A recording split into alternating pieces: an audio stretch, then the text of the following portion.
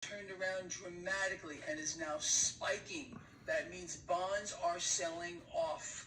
The MMRI jumped 10 points in just a few hours higher. We are now over 243. Now, if you recall, I've been telling all of you guys and girls out here, if we start seeing this spike in the MMRI, if we see the MMRI break 250, all hell is going to break loose in this market.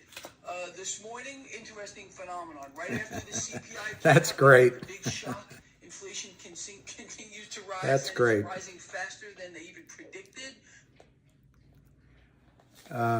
Love it. Beautiful day here in DC. When are we squeezing? That's the question, isn't it? Hey, Fahad. That's the question that I always fear. First, well, all right, you guys. All right, let me think about that. Let me watch. My dad, West Virginia. Hey, guys.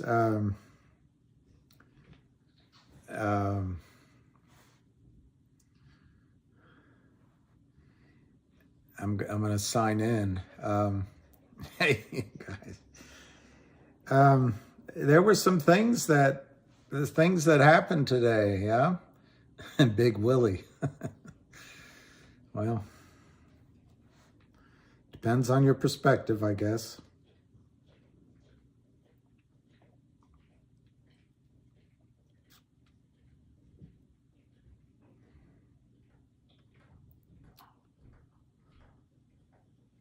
First 7 is never clear, but I'll tell you what you want to hear. Yeah, Derek, remove David Lee, remove David Lee, remove David Lee. God bless GTII. What happened today I didn't read the news. Remove David Lee, remove David Lee, remove David Lee. All right, you guys.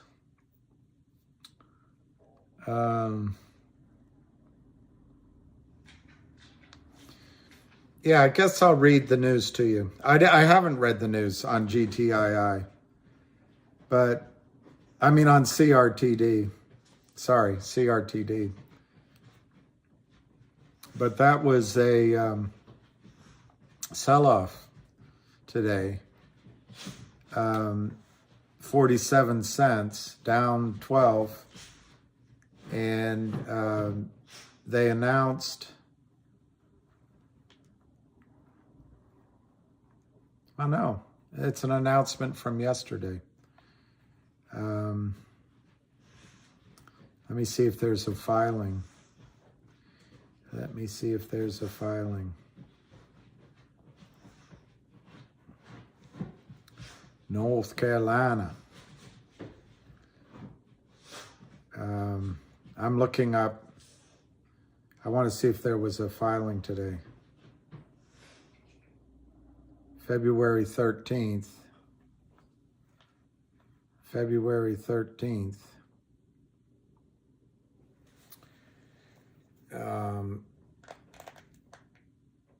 11 million shares of stock.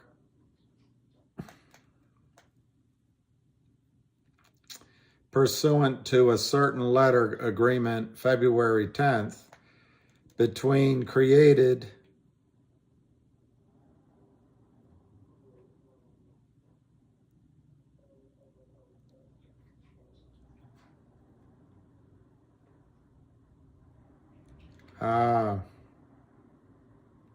okay, so yesterday, filed pursuant to Rule 424B3, which you're all familiar with, I think. Aren't you?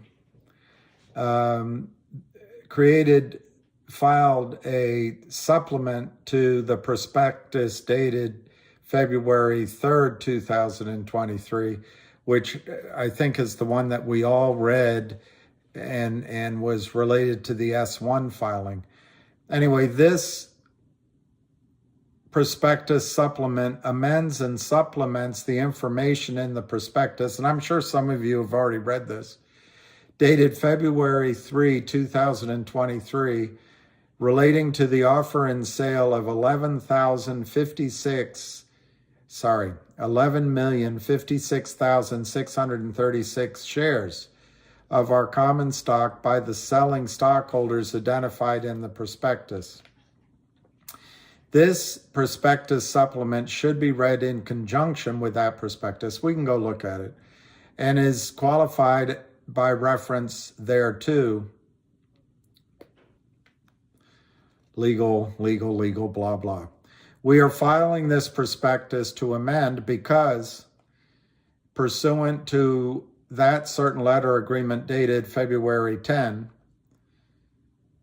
between Created and the respective holders of an aggregate number 1,624,415 warrants described in the prospectus, who were named as selling stockholders in the prospectus, the company has agreed to amend the exercise price of the warrants to 20 cents in exchange for the immediate exercise of the warrants. So we could do the arithmetic on that. It'll probably be in here, but I'll write it down anyway. 1,624,415. I'm sure you guys have already figured it out, seeing as how many of you are always ahead of me and my slow moving dreams. $324,000 basically coming to the company by that exercise. So that's the good news. All right, let me just finish it. It's only one more paragraph.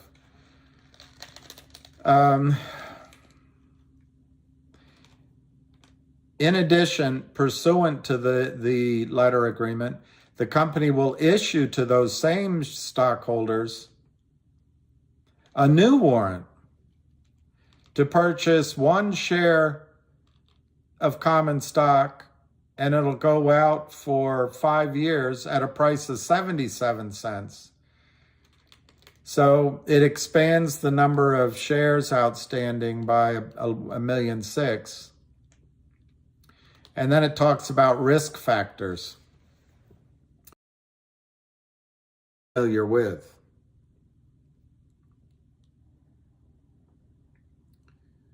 All right, there's a separate filing. Let's make sure it's the same. Oh, there's another supplemental filing yesterday. This prospectus supplement amends and supplants the information in the prospectus dated July 27, relating to the offer and sale of 6 million shares of our common stock by selling shareholders. Should be read. We are filing this prospectus supplement to amend holders of 537,500 warrants who were named have agreed to exercise at 20 cents, and they get the similar 77-cent 5-year warrant.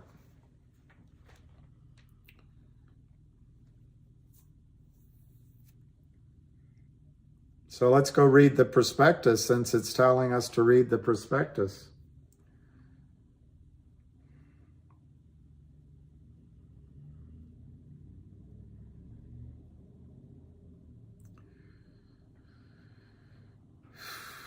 Let's see if it's here, this one. No, that's not it. Let's see if it's this one. All right, here's the prospectus, but there's 2 of them. So I will take, these are the,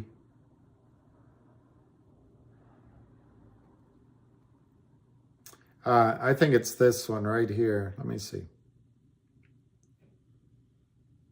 That's 1228.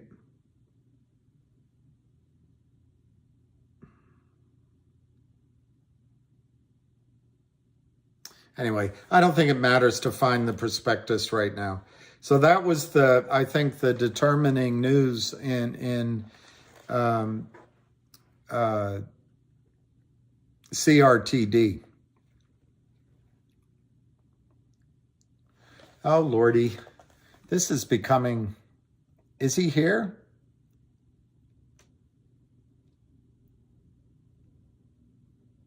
Lion, I'm soft. Yeah, I might be soft.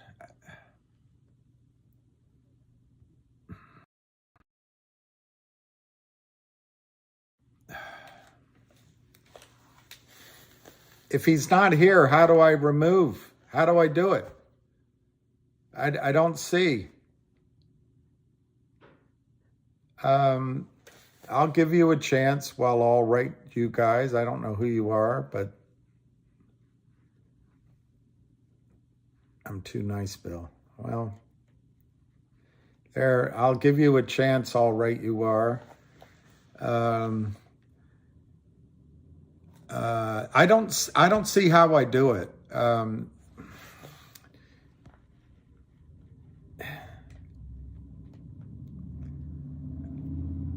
I really don't see how I do it. There's no, there's no list of everyone. There's no,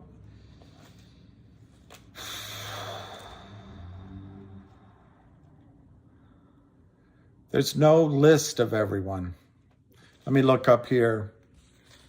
No, let me go this way, this way. Go this way.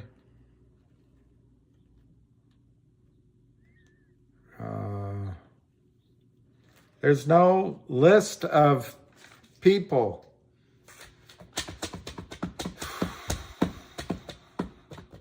Okay, all right.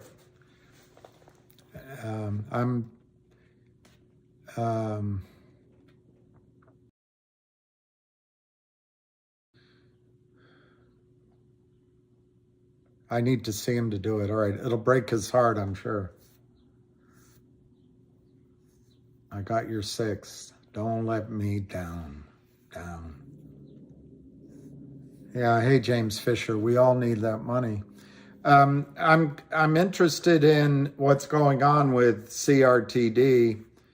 And I do think it's a buying opportunity. The stock's down 10 cents, 0.0986. On what, unless there's some other news pending, I don't see this exercise of these warrants at 20 cents as particularly, maybe these shareholders took advantage of the company a little bit because the stock's trading higher. But these are the same investors who made it a viable company in the first place. It'd be better for us if they didn't drive it down to 20 cents on the exercise price. On the other hand, it's a limited amount of warrants. It's not a criminal attack of selling. So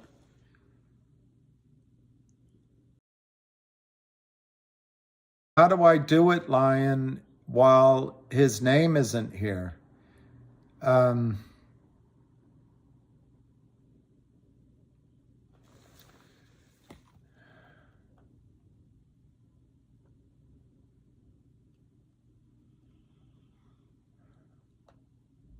Yeah, I'll run down the news again because I just read it.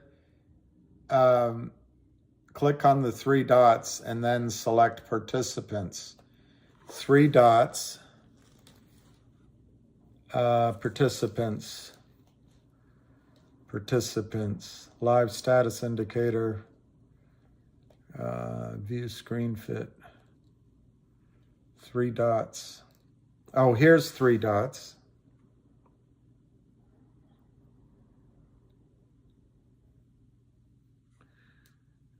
Here's 3 dots. No, okay.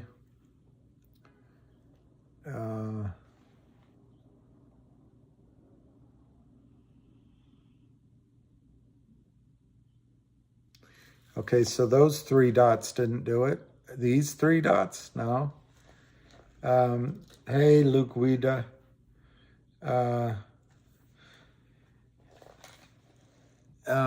Well, hopefully we can get through this little crisis.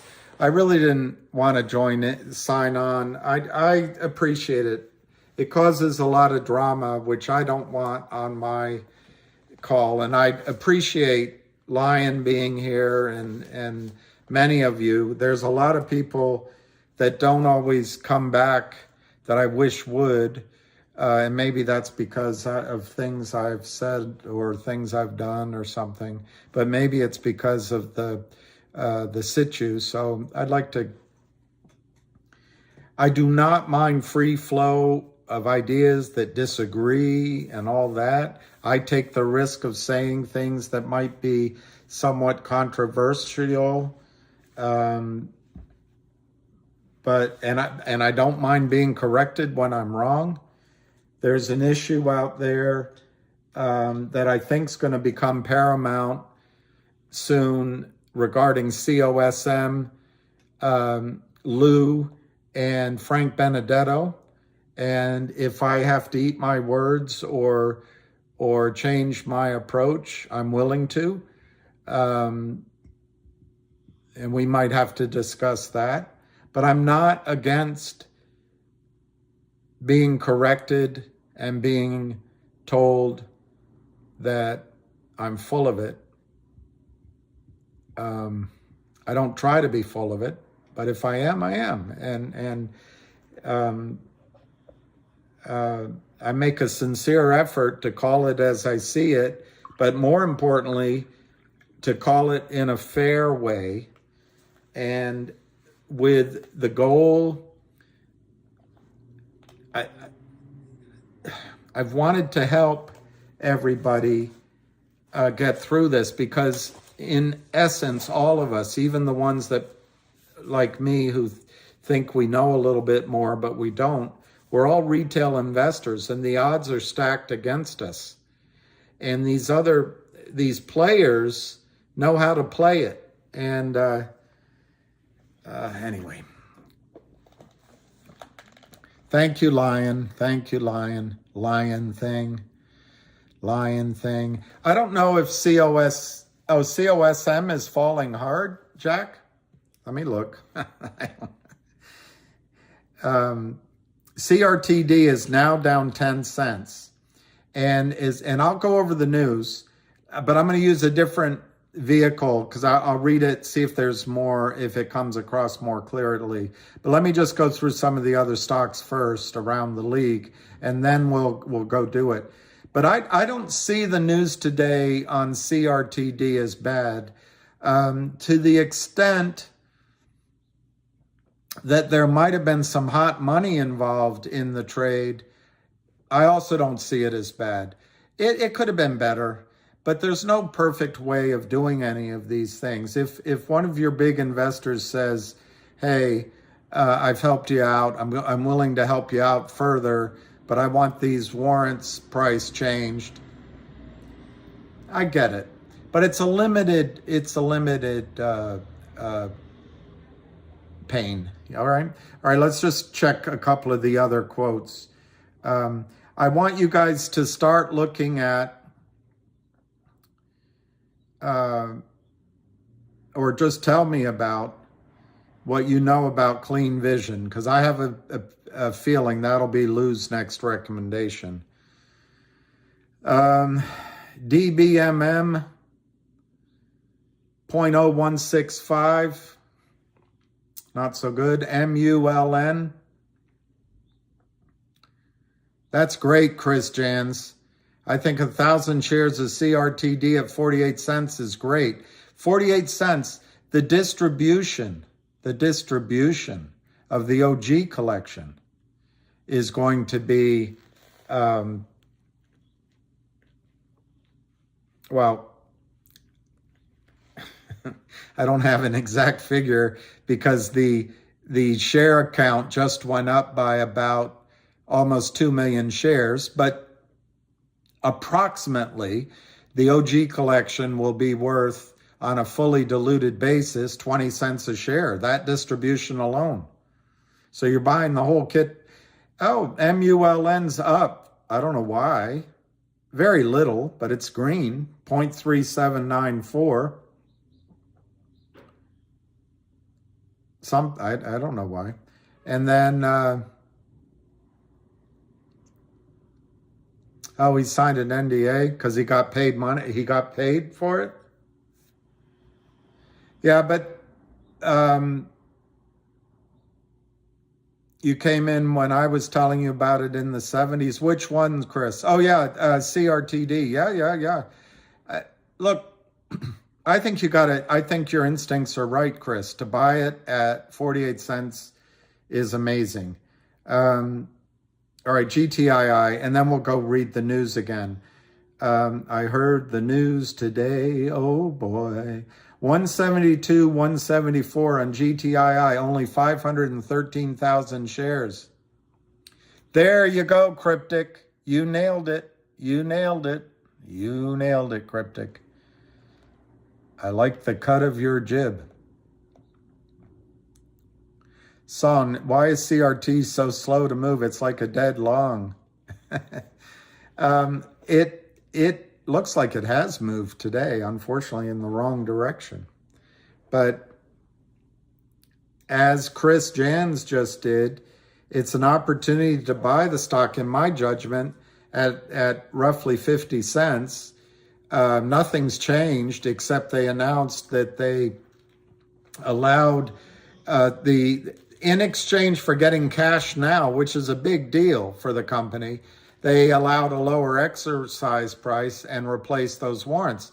That's a fairly standard thing that happens. Why is it good? They didn't go to a creep like Philip Vallier and sign a new shitty deal. They get some working capital, and it's a one-off. It doesn't. Once you digest it, the market starts looking ahead at forward earnings, forward results. It's just a one-off.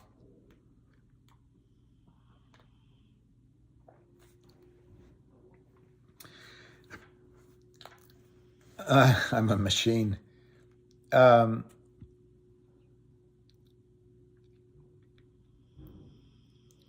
Very low volume, Moon River. I love the Moon River. GTII, I think, is, I think both of them are, you know, I want to read something to you guys.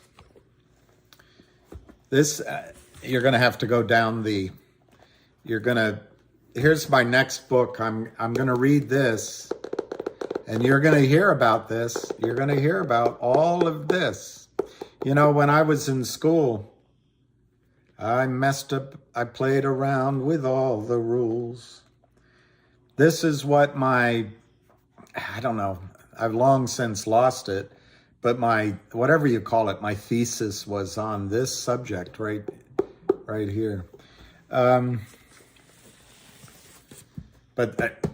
not as good as this, don't get me wrong. This is another book I'm going to read shortly. And I might talk to you about that one too. But this is his wife, Christina Vandehoeven. Christina Vandehoeven. And she's an extremely intelligent person. And she's the editor of The Nation. And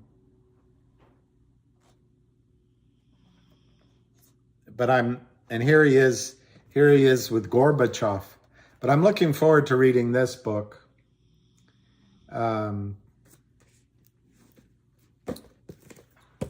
I'm going to read this book, Damascus Station. But anyway, I want I want to only read 3 books all the way on your own. How many pictures? Anyway, I want to just go through this with you a little bit at a time. This is Naked, Short, and Greedy by Dr. Suzanne Trimbath, Wall Street's Failure to Deliver. About the author. I read this book a little over a year ago, but I didn't highlight anything. I don't know why. I didn't like to do it. But I'm starting to go through it with a yellow pen because I want to learn a little bit more about it. Her style of writing is not conducive to, this is not a page turner. This is not a page turner, but the information is really, really good. Suzanne Trimbath, PhD, and I know I got to get to the news on CRTD, I will, is a business instructor in Arizona. Her training at the Federal Reserve Bank of San Francisco, worked at the Depository and Trust Clearing Corporations in San Francisco, New York, including the DTC. She was senior research economist in capital markets at the Milken Institute before forming STP Advisory Services, and that's not the oil additive that you put in your car. And probably most of you don't remember STP. Anyway, I just want to go through the first, literally the opening chapter. It's very short.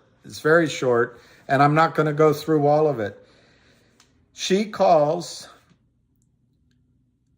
the failure to deliver a regulatory crisis. No kidding. She says that we think it's a problem in the United States, but it happens everywhere, that the financial industry includes self-regulatory organizations. Another thing we all know. Okay, then she has a couple of highlight points. Some fails to deliver last for years, which we all know, in the United States because the Centralized Clearing and Settlement Organization, the DTCC, provides that fails to settle on a given day will be resubmitted with a new settlement day the next day ad infinitum. Secondly, the New York Stock Exchange admitted in a public forum in Washington, D.C. in 2005 that using the Central Clearing Organization stock borrow program to cover up these failures to settle has resulted in the violation of the one share, one vote rule.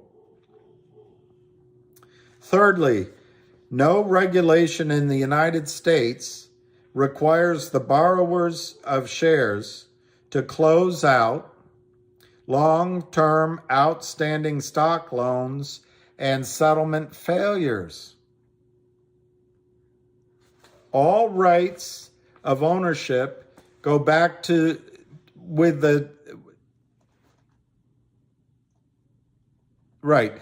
all rights of ownership of stock shares go to the borrower. And then she's talking about how, anyway, I want to make it quick.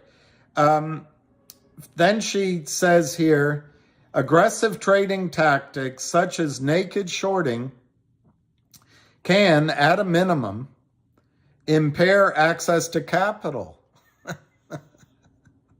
You have to write a book. And at the worst, ham call. All right, ham call. Ham call. Relax, everyone. Relax, everyone. It's dialed. Welcome and thank you for... I didn't see a ham call. Muted. With 5 to cover in this rate. Big deal. Doesn't mean anything. The company's got the money and generating a lot of revenue, and you can actually see that yourself what the company says. I'll go on to the next stock I followed, WULF. Okay, it's a crypto company, a Bitcoin play. They raise money, shorts are leaning on it. Today, W. Riley, I can't remember the name of the firm, downgraded the stock with a target of $2. I don't know about you, but if I'm in a stock that I see them funded, they're doing this, Bitcoin's rally, and they're going to downgrade it, for what? You're always in. What's the difference? You got 60 cents to go. That just tells me that someone's throwing the towel on it. And that's to me, is the signal that they're completely wrong and it's, ready to go. I don't know who B. Riley is. Doesn't make a difference. These stocks are all moved by fraud, not by brokerage firms. Just read what the company's doing, follow it. Avid Trader did a great video on it today if you want to take a look at it. The same people that are running around funding all these companies are solid people, and we're following them. CRTD, the same group funded CRTD. Now people are making a mistake that the company gave away 20-cent stock. Well, when this guy got into the stock, it was 4 cents, went to $1.74. They're not selling it. They're not the Kramers or Lynn Capital or the other guy, Yorkville. These guys are investors and believe in what Jeremy's doing. And obviously the shorts are trying to use it that the company raised money. If the company raised money, what are they going to give the guy for the money that he invested in the company? They get stock. All right? If he's going to flip it, that's his business. If he's going to hold on to it, then he's here for the duration. I believe he's here for the duration, and I think that this is a temporary setback. Jeremy is out there screaming, yelling. I actually called him out, told him to get on to that woman in Boston. The SEC commissioner, she's going to be there February 23rd, 24th. For the people that are on this call that are from the Boston area, you're always asking me questions. Go ask them. She's an SEC commissioner. Show them the pictures of the Kramer. Show them the pictures of the truck. Show them the pictures of the Kramer's LLCs. Show them the pictures of their violations. Show anything you want about the Kramers. It's right there. If you get tired of showing them about the Kramers, show them the DTC's emissions that the company has making shorts from Alpine in here. All right?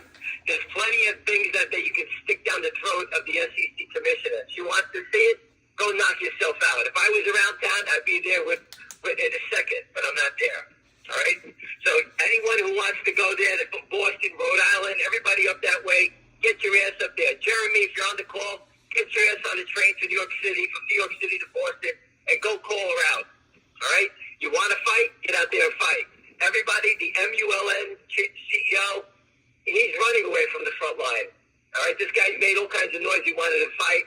I don't know where he is. I don't know how he's not out here. But he can't build cars without money. All right? So it's either he's going to do the fight or he's going to have to dilute and reverse the company. That's what I see what's going on in that company. I don't even know how he hasn't even... He started a big thing. He was going to fight. As soon as the battle begun, he was the first guy to run away from the battlefield, get shot in the back. All right? So I'm not a believer in it. I wish the guy the best. He got great cars. Everyone loved it. But if you don't fight, I don't give a shit about you. Good luck with that. All right? This morning, I educated the guys, the CEO, and the people at POSM. Again, GTI has the proof. Not many companies have the proof. COSM got some serious proof from Robinhood about naked shorting the stock, and they lost $50 million in it. I explained to them that is proof. Go to West, file a lawsuit, and basically you want discovery on what they did about shorting that stock. Obviously, if they short the stock, they damaged it by selling it down. If they got caught in a squeeze back up and they lost that money, okay, there's damages there. Use that, and then I told them, hey, if you get that, get the suit on the tape. I think you can give out a special dividend, the proceeds of the lawsuit. Never give up giving dividends out. I made them read the Dole Food stories. I educated management. They got it. They understand it. How they move forward with it, I don't know. I gave them all the information. I put it up. I didn't ask for a penny. Good luck. God bless you. I hope you kill them. The more people that break the shorts, the better it is for everyone here. MMTL people, get your ass to Boston. You're getting movement, like I told you a long time ago. There's political people that are fighting for you. Get up to that lady, the SEC commissioner, knock on her door, grab Bill in D.C., go knock on her door. If she wants to have meetings, go up there and show what's going on and demand answers. Stay away from these stupid crypto questions. They're trying to drag us everywhere else, but they refuse to talk about stock settlement. That's all you need to focus on. MMTL people, there's a congressional letter going around. Pound them, send them emails, call them up, never stop. It's your money. You want to fight for it? Go get it. It's right there. You did nothing wrong but buy a stock. All right? You did nothing wrong. The shorts are wrong. FINRA's wrong. SEC's wrong for not settling and keeping it quiet. Expose them, fight for it, we all win. Okay? Now let's go back down to GTII. Okay? I'm moving at a quick pace today. GTI, my favorite. As you guys can see, I posted. The short sellers are doing the cha-cha. I can't make it more embarrassing than that. Easy to understand. They just sell the same stock back and forth, trying to manipulate it to get you to panic to sell. They're not attacking it because they know what we're doing. Someone posted on Twitter what exactly the game plan is. Now, who would tell the enemy what we're going to do? All right? I think we were supposed to keep that quiet, and it's all over Twitter. Okay, shame on you for telling them what we're going to do. Anyway, now that it's out there, we're going to take their heads off. All right? We're going to dividend them to death. We're going to sue them, dividend them to death. And I guess someone just posted before, Albie, I forget his name, pronounced, whatever Albert. His handle is on Twitter. The company's warrants are expiring. What a great idea. Give another one. Keep rewarding the Extend shareholders. it. It's a simple vote to extend it. These things and they have to deliver them. Okay? Keep doing it. Just read the Dole Food story. We're not going away. Okay? Get it over it. These guys, they keep knocking it down. Just think about it. If you were short 300 million shares, cut it in half. Make it 150. Cut it again. Make it 75, 37. Make it 18. Make it 9 million. You're short 9 million shares of this stock. Wouldn't you start covering a little bit? They can't cover. Once they start covering, it's equivalent of taking their foot off a landmine. They're going to blow up. We're coming at them. They're trapped. We have the proof. We have the DTC on our side. We have the proof. The naked short sellers are all major violators on the equity markets. Alpine's got moving violations. Kramer's got moving violations. And for all the people that don't understand, the sell tickets do not go away. Everything they've done, okay, is recorded and doesn't go away. And once they start to lose billions of dollars, the feds are going to follow the sell tickets to all those LLCs that they have set up. I posted before, how many LLCs does a normal person have? 1, 2, right? These guys have 50, 100 of them. They move it all around. They keep trying to hide it. It's like 3-card Monte, the shell game. Go down to Wall Street. Everyone's playing the shell game, trying to hide the ball or the card, whatever it is. It's just a charade. They move it around, offshore, onshore. It's a complete scam. Okay? We trapped them. Okay? We've been working on this for 2 years. And it's not just some guy yelling on the internet anymore on Twitter that there's a fraud and showing you the proof. The depository trust has told you. You make your own decisions. All right? The DTC told everybody that these guys are fraudulently short this stock and have margin problems that skirted the issue. They created the biggest moving violation ever. Okay? These guys are showing the DTC that if they don't put up money for margin, they can get away with it. The DTC needs to shut them down, and I'm sure they're going through the legal process that locked these guys up. That is like robbing the bank. They're part of the bank, and they got their money. They got the keys to the kingdom over there, and they need to put these guys to bed. This is super dangerous stuff.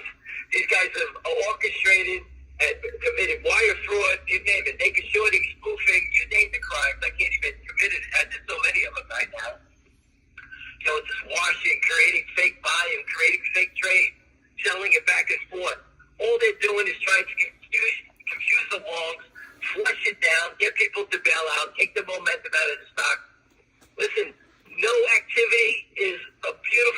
for us. Okay? Unless you're looking to trade it and make 25 cents, then you need to go trade Tesla, because this isn't that type of stock.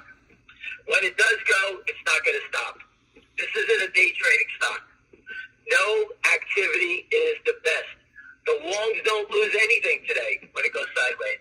The shorts had to pay the cost to carry. They're moving stock back and forth because they need more settlement time.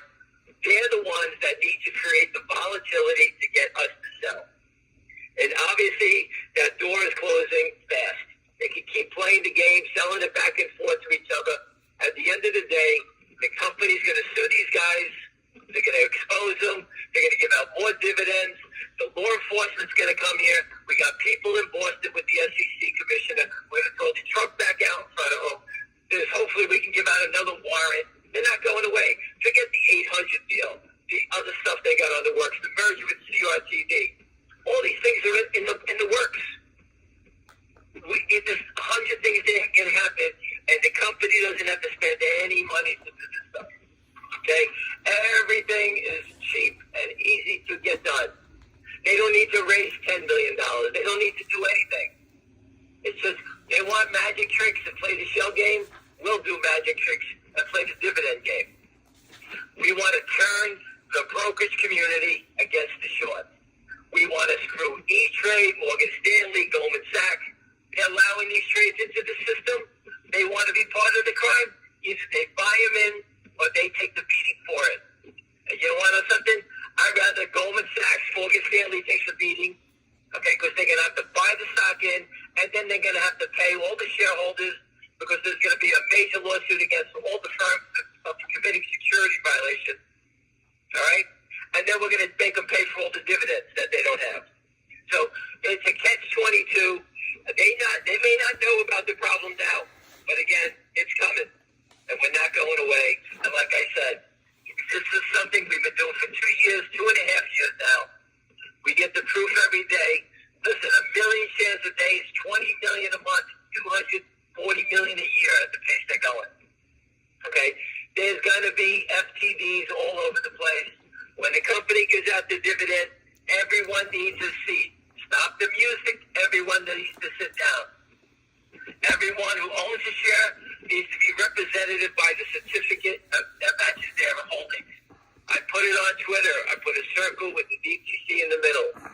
Goldman Sachs hits a button. They own 20 million shares. They call the DTC up. How many physical shares do we have for you? 1. They know they have 20. 1 is short 19 million. It's easy math. That's the problem. The brokerage firms are not in connection with the DTC. It's like a run on the bank. If we all go get our money out of a bank today, the same bank, they don't have the money to give us. So if Goldman was forced to go get their 19 million shares, and there's only 20 million shares, and there's only 1 for them, that's a run on the bank. What forces the run on the bank? The dividend. The dividend forces the run on the bank. So these guys can keep playing their games. It doesn't make a difference. Sideways action is wonderful. They need volatility. They showed you the volatility button game plan. They knocked it from 3 to 1. It bounced back up. Buyers stepped in. Okay, I get calls every day of someone buying 150, 180,000. People are putting away stock. Okay? And I don't know everybody in the name, but people are definitely buying the stock and believe what's going on. All the proof is there. Just follow the blueprint. It's right there. This is something that's going to expose the whole financial system. And just go read Dole Foods, D-O-L-E, the pineapple company. Dole Foods has too many shares. No, Bloomberg. The company gave out a dividend. They had 36 million shares. And this was a private company. And 49 million showed up. There were 13 million counterfeit shares. And it's because of a dividend. It's right there. It's easy to do. You know, I'm not creating, something new. It's right in front of you. No one does it because everyone's lazy. They're all afraid. It's right in front of you. We're not going away. This is a 2.5-year fight. We know the crooks. They post on Twitter. They're bashers. They're here to get you to sell. That's the whole game. All right? People are trying to bash CRTD because the company raised money to a great investor. and right away he's a seller. Everybody run out. Wolf raised money. It's a bad company all of a sudden. Why? Because they raise money. Their business plan's still good. Companies, that's the problem with naked short selling. They get everyone to act the same way. Company raises money, sell it, it's still good. Small companies raise money, it's still good. Like the person who just put up the money is going to flip it to make a nickel. You've got to be out of your bird to invest in a company if you don't believe it. Oh, the crooks, the naked short sellers. I bought Yorkville. I told you, Lynn Partners, the Kramers, they short against any money that they lend out to a company. All their companies that those guys invest in are trash. RWLK, for example, they help handicap people walk. Lynn Partners keeps filing that they own 16% of the company now. Well, shit, yeah, they're shorting it, and they're converting on their debentures. So here they are destroying a company. The stock is straight down, and yet they're trying to prove to everybody, well, we own the stock. Sure, they sold it at $2. They're buying it at 80 cents. And they're filing their own stock. Okay? These guys are looting companies, destroying the market caps of companies. Okay? And if whatever they want, they can take their foot off the neck of the lender, the stock will pop up, and if they're good people and they own the stock now without destroying it, they can make money on the long side. But very rarely do they do that. The company will go back to them, thinking they're good guys, and just do the same thing. They just keep ripping off CEOs who don't pay attention. Okay? And like I said, I taught the people at COSM today. Hopefully they wake up. I taught the people at MULN. Guys got his head in his sand and ran through the front line faster than I ever seen anybody. Made a lot of noise, but never did anything.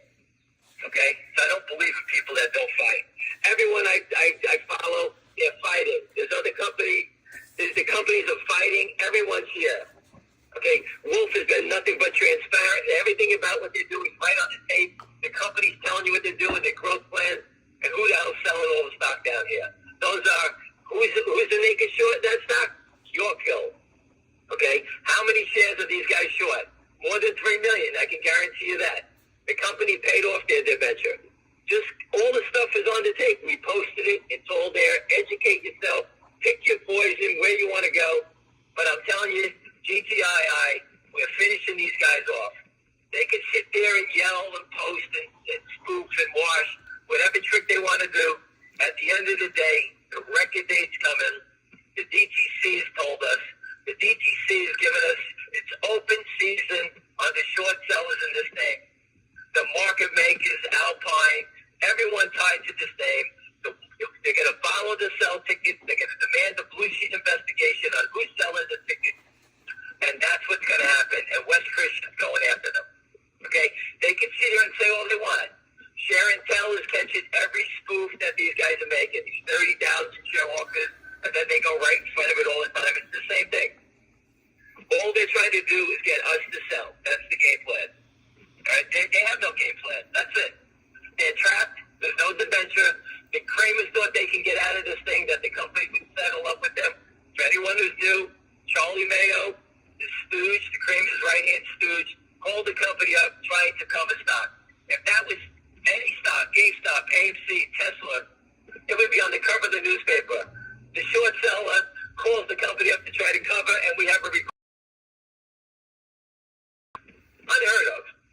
On top of being unheard of, you got the depository trust telling you that these guys are short the stock. How much more can you ask for? I can't believe that we have all this evidence and no one's stopped these guys yet. So if they don't want to stop them, as I say, the more they sell, the higher it goes. Why is it bigger than GameStop? GameStop was shorted from $50 down.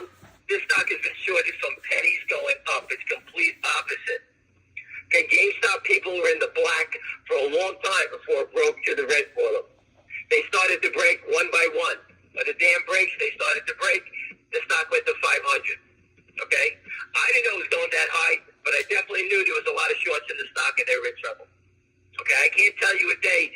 If we knew a day it was going to go, okay, we would all been in HKD and GameStop or Volkswagen the day before. They don't tell you. Okay, when it goes, it goes. You make your decision. You can do whatever you like. Okay, but all the information is right here. Every day we get the data from FINRA. We don't make it up. The FINRA's given us the information on how many shares. If you watch Tom Ronk with the video with GNS, with Roger and Sharon Tell, he talks about the indicator.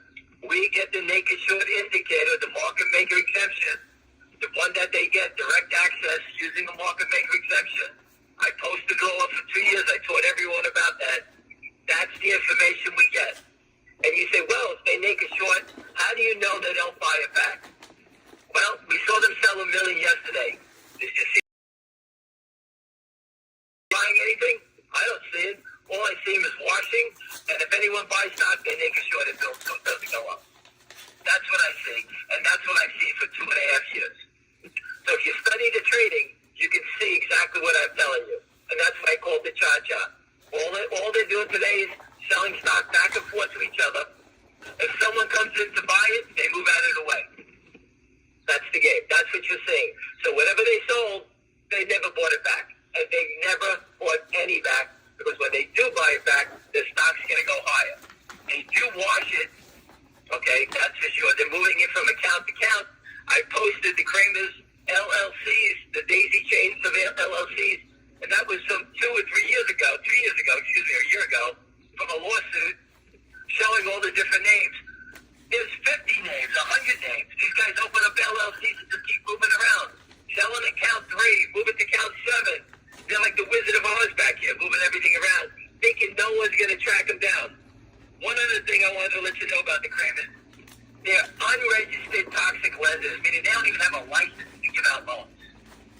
And the Southern District of New York is on after these characters right now, just on the unregistered toxic lenders. Unregistered. They operate like a bank without a license. Who the hell allows them to do that? The Southern District is after these guys. They grabbed a bunch of them already. Okay? The Kramers are like Well, they moved to Virginia. Look at the list of all these poor companies these guys have destroyed without license. It's like they're driving all over the state with no license. No one ever stopped them. So they're going after that. And because of that, the money they make, if they short a stock at 2 and it goes to a penny, that's considered interest. Now it's becomes usury fraud. That's how they're getting these characters. Under a tax evasion clause now. Okay? That is now it's become income instead of profit on stock sales. And it's going to become usury fraud. Okay? And that leads to RICO charges. So these guys can keep playing all the games they want. All the criminals think they can always get away. All right? They always stand there, it's not, we're never going to get caught. Don't look at all the guys in jail who said the same thing. It wasn't me. I didn't know it, right? They all get caught. It wasn't me. Anyway, listen, guys, go take care of your girls tonight. Go out and have a good day, and we're going to get them shortly. Thank you. All right. Thank you, Matt, for calling it out that he was on. I checked before we started, and it didn't show, so thank you, Matt. Let me just see if there's any quick points here. I love Sanford & Sons. BMO, I think it's great. This is the time to be buying CRTD. Wow, Derek Edelman. You're gonna be Sir Eric Edelman soon. All right, I'll go with that one. M. Casey, I wrote that down. I don't know this character, as you put him, G77, saying that MMTLP shorts. Number one, they're not short. They're counterfeiters. They sold shares that don't exist. And the idea that those don't have to be covered is just simply wrong. It's just simply wrong.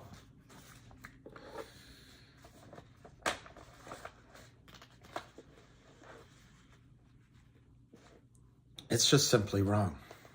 Okay.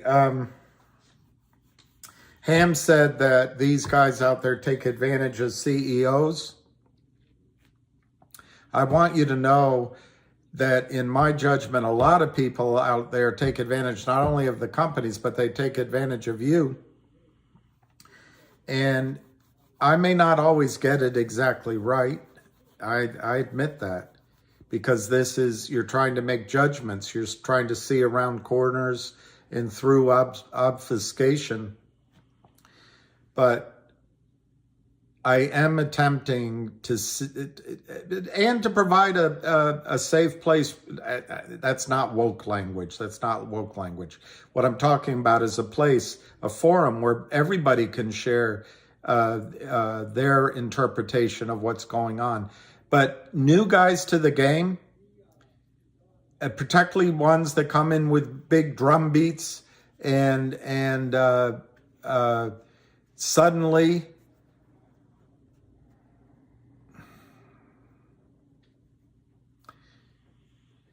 anyway, new people in, you got to be wary of.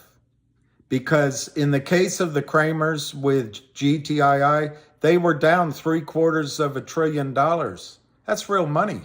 They're still down probably 250 million. It's real money. MMTLP, it could be $1 trillion. So we all have trusting natures. I do. But anyone that comes in now,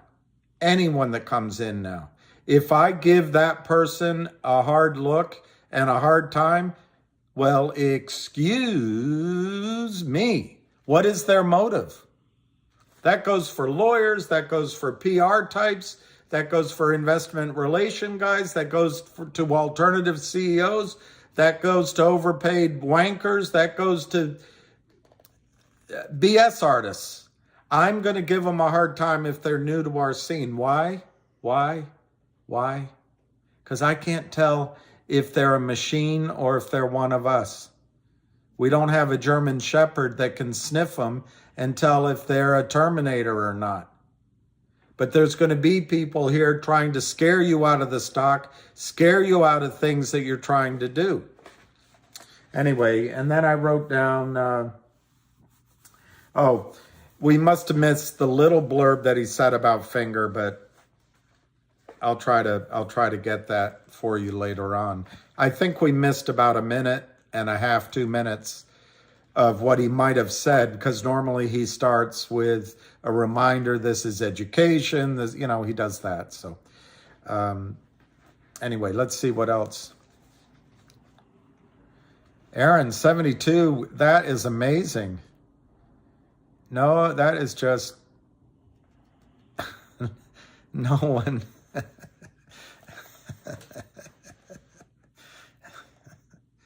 Terminate the counterfeiters. Carrick Manu. CRTD. Hey, let's look. I rock like, who's that guy? Ozzy that ate the bat? All right, it's 3:59. I want to read the news to you because I said I would about CRTD, but let's quickly go around the league. CRTD, man, they're crushing it.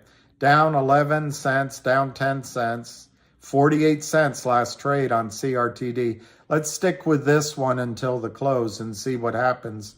It's 0.4751, 0.45 to 0.50. It closed. So it closed at 0.4751 down. They're giving a confusing ending. The actual close was 48 cents. It's still trading a little bit. They're reporting some trades in the aftermarket. Closed at 48 cents, down 10 cents on the day, 1.94 million. I think this is a one-off. I did show you the chart the other day. Was it yesterday?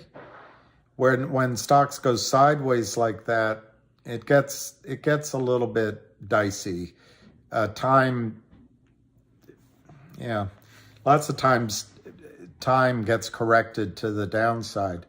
But I also showed you in the chart of CRTD how it has snapped back so quickly, and I have a feeling that's what's going to happen here. To buy the stock at 48 cents, you're going to get a roughly 20 cents distribution of the OG collection. So you're down to 28 cents, and the whole kit caboodle is going to be taken over for $2 by GTII. Of course, you're dealing with human beings and anything can happen. Let's get a couple other quotes.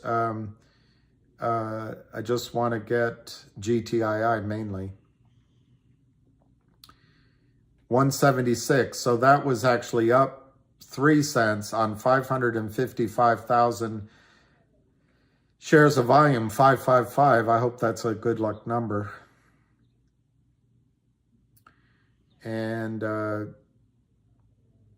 let's just look at MULN since hammered the guy. 0.3765 flat, it looks like, or slightly down. And let's look at COSM since they met today with Ham on the phone. Down 24 cents, 449. Appleman, I really think that's genius. I think, Tom, the volume being low is a great sign. Great sign. Great sign. When volume slows up like this in these situations, I think it's usually a prelude to a thrill, an upside thrill. Hold them both, Chuck. Ham did not talk about CRT trading on upstream first day. Is today the 14th is the day? Yeah, I wouldn't blame him for that because I don't personally think that it's going to be an instantaneous result of anything for that. It's good. Don't get me wrong. It's a very good thing. But I don't think it's going to change the storyline immediately. It's like the warrants, not blaming anybody, but the warrants at 275, I think, were forcing a squeeze in GTII. It took a while to build up that pressure. And of course, the modern generations get impatient with time. So the pressure was let off. But the pressure takes a little while to build. So I see upstream as the flame underneath a pot of water that needs to boil. And boil it will, but it won't boil right at first lighting of that flame. I want to read the news to the gentleman who asked about CRTD's news. How can I do it? I don't want to take everybody's time again because but I'll skim it. That yesterday they made the announcement, they adjusted the prospectus that they issued on February 3rd, talking about an offer and sale of 11 million shares, which already happened, of stock to the investors that took CRTD from 4 cents and started it on its move to 176. They adjusted the warrant price to 20 cents. It was 1,624,000 warrants in exchange for exercising those warrants immediately. So that brought in about 300. News that was announced yesterday was identical, except it was about 500,000 warrants. Same story. And then they gave these original shareholders a new warrant at 77 cents. So what it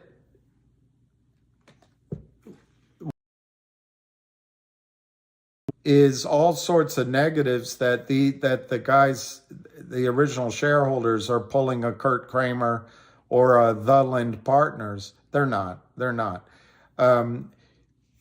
It's possible that some of them have just quickly sold the warrants that they got, the shares they got. And,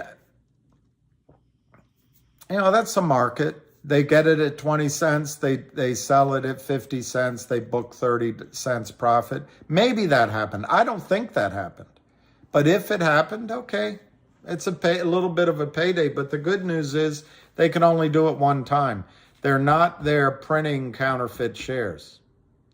What happens with warrants in these financing deals that CEOs take is you have a lawyer like Richard Nadich sign all the little documentation that I guess is given to the prime broker and the market maker. It's certainly given to the broker dealer that houses, which I guess is the prime broker, that houses the LLCs, that guys like Kurt Kramer commence about just selling shares that don't exist. Well, they get that little letter from the lawyer saying, hey, they'll deliver, might take time. Well, that's not happening here. That's not happening here. So this is a short-term fear, a successful driving it down because they can point to a news announcement that looks somewhat similar to something that other companies have done that drives the stock down. That's not what's happening here. That's not what's happening here. So I think it is a good opportunity to buy CRTD. What are my price targets for GTII? They haven't changed. Fusion, if I were GTII, I'd issue a new warrant at $2. They could. If I were GTII, I'd leave the warrant in place and just extend the maturity. That way, it doesn't have a 6-month can't trade situation. Further, if I were GTII,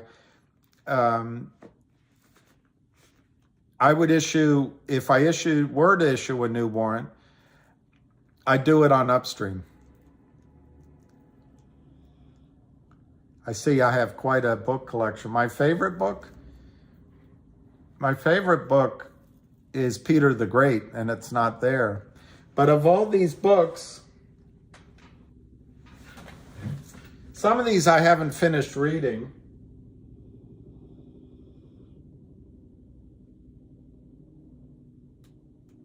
I don't really like any of those. I haven't read this one,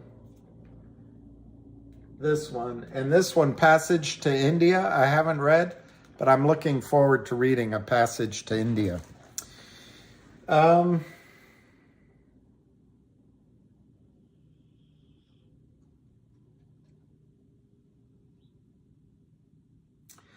don't know which book I'm going to enjoy. I don't know the answer to your question. Is your question, Jose, of all these books, or can I extend it to others?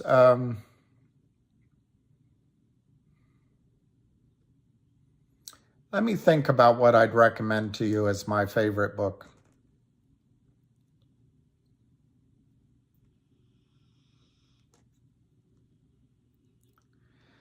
Mexican Silverback, I don't understand. Webull changed CUSIP for MMTLP because the transfer agent would need to separate the shares being transferred to AST and the shares kept on Webull. That was corporate action.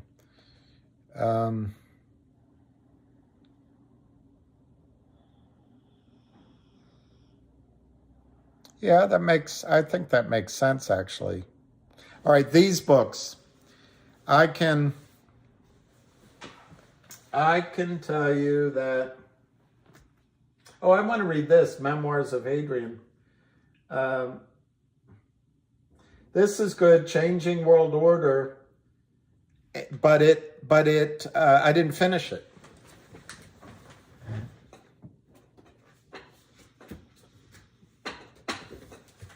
I think I'm going to tell you this book. I read this book a while ago. And the reason I'm going to recommend this, the first sentence says, highly provocative and intuitively compelling. Don't you want to read something that's compelling? Pillars of macroeconomics, inflation. The reason I'm going to recommend this, one, is the guy writing it, at least when I think I met him, but I'm pretty sure I met him. At least I was in an audience a long time ago. But he got really famous for being a money manager globally. And I remember one thing he said, it was hard to get married when you're always traveling. I've experienced that myself. It's hard to maintain a relationship. But here's the one I'd recommend. I'm not going to say it grabs you like a page turner, or it's like the next, it's a book that you're not going to fall asleep if you're tired reading. However, it contradicts the current narrative, and it's something that I wonder about. It's written by Mark Mobius, The Inflation Myth and the Wonderful World of Deflation. That's the one I enjoyed. And I want to read it again, and I'm going to read it again, but I want to read this other book on money first, because oftentimes the way to make money is to call the trend correctly. And if you can call the trend and it's opposite what the majority are doing, that's where you change your financial position. I'm not saying he's correct. But I think it's important to have in your mind alternative points of view.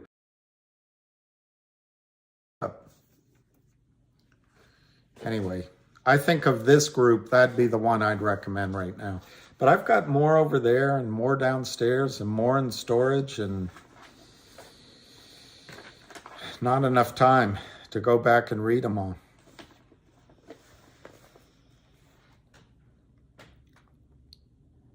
BAKTT. John Sheffield, if you believe a one world government is coming and a one world currency, buy BKKT stock. All right, I'll write it down.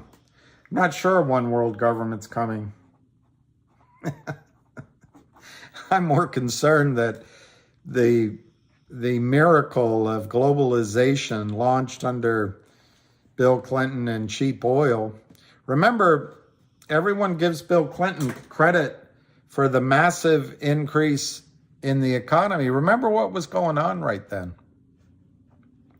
For some reason, at that time, Saudi Arabia decided, and it happened just before under George W. Bush, late years of Reagan, George W. Bush, Saudi Arabia decided to just pump oil, and oil prices went down because they saw the Soviet Union as godless. Cheap oil fueled a lot of the growth in the 90s. Nobody knows when GTIIL is gonna go. I think that's the most accurate.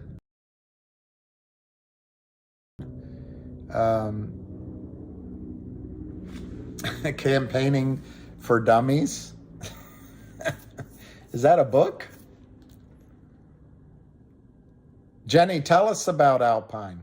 Tell us about Alpine. Hey, Jose.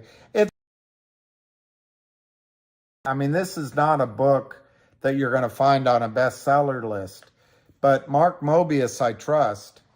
I'm trying to remember if it was the Franklin funds that he represented or Templeton, then they might have merged. But anyway, I like his insights. I'll give you other books that I enjoy better than these and are easier. For example, if you want an easier read, go read one of Jim Rogers' 2 books as he went around. First, when he was young, he went around the world on a motorcycle, and when he was older, he did it in a car.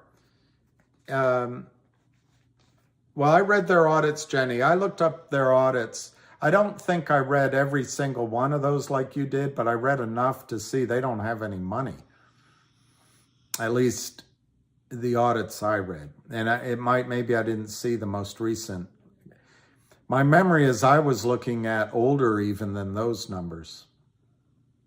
But I also saw, and I put it up, where did I put it? Yeah, go on, Jenny. They are connected to Scottsdale, which is a notorious crappy brokerage firm, in my opinion. Yeah, Kenneth Reed, the BRICS are definitely doing that. And Saudi Arabia is making noises about pricing oil in other than the dollar. I think he's going to go slowly with that because, hey, Alan, I don't know what in the world is going on. I mean, are you talking about the train derailments or the balloons or I don't know, but glad to try. Yeah, Alpine does the clearing for Scottsdale. Scottsdale's not anyway. I'm tired of saying negative things about so many people. What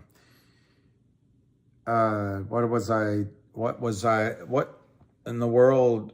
Glasses half full. Yeah, the BRICS. When Gaddafi started talking about a pan-African currency, our Secretary of State announced gleefully, we came, we saw, he died. When Saddam, as George H.W. Bush pronounced it because it meant the heel of the shoe, Hussein talked about pricing oil in other than dollars. You saw what was launched. I think what's going on with Victoria Nuland and the rest going after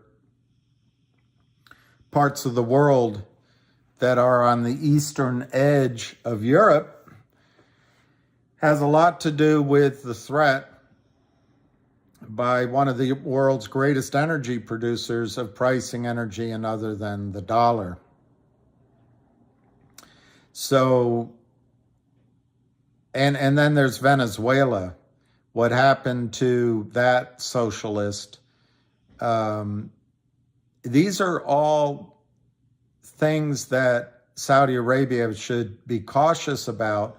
And until they have in place protection from China or from Russia or from India, I don't think they'll change the pricing because the Saudi royal family wants to stay alive. But I think it's inevitable because of the corruption in our markets, the corruption in our government, the inability of our government to keep its promises, the absolute horror show, which has become our journalism and media. Again, I'm sorry to say it, Democrats, as a Democrat, it was the Improve Our Media Act of 1992 or 94, signed by Bill Clinton, that left us with this joke of a media. Just left us with a joke of a media. And the book I read that in was written by the senator from Minnesota that got fired because he did this in a picture. Look what Beyonce did on national TV. I don't know, there's something going on in our country. Well, that's probably right. Okay, let's read a little more about what Jenny said. Jenny's done some good work here. Jenny, Rebecca. Oh, they're owned by Scottsdale. Wow. That's interesting. No wonder Scottsdale's so shady. in my opinion. 4 days old. John Hurry is a crook in your judgment, which I agree with in my judgment.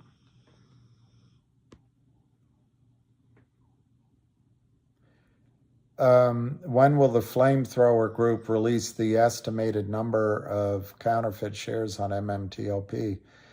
I have to admit, I don't know who the Flamethrower Group is, and I don't know the answer to the question. When all those MMTLP guys were and women were in D.C., I heard a lot of credible numbers at $1 billion. Jenny, Alpine is obligated to settle transactions with brokers and financial institutions, even if customers fail to meet their obligation to the company. Ah, that's interesting. They won't. Oxy's a great buy. They are from time to time involved as defendants in actions alleging violations. Absolutely, absolutely, absolutely, Jenny. Full control from March 3rd, 2001. Jenny, you understand in 2008, Reg Show was designed to give the system time to correct all these things. Instead, criminals drove a Mack truck through the exemption. And what is the exemption? If you're a market maker, you don't have to locate the shares before you sell them. Hey, Abdul. I have no idea when the law firm's going to be done. Abdul, I'm tired of, I've relied on the news stories that the press releases the company has made when I've assured you that in my judgment, it will get done, but we're now halfway through February.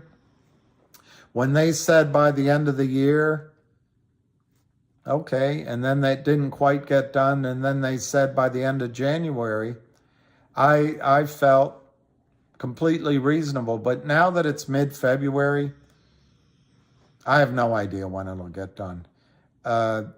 Auditors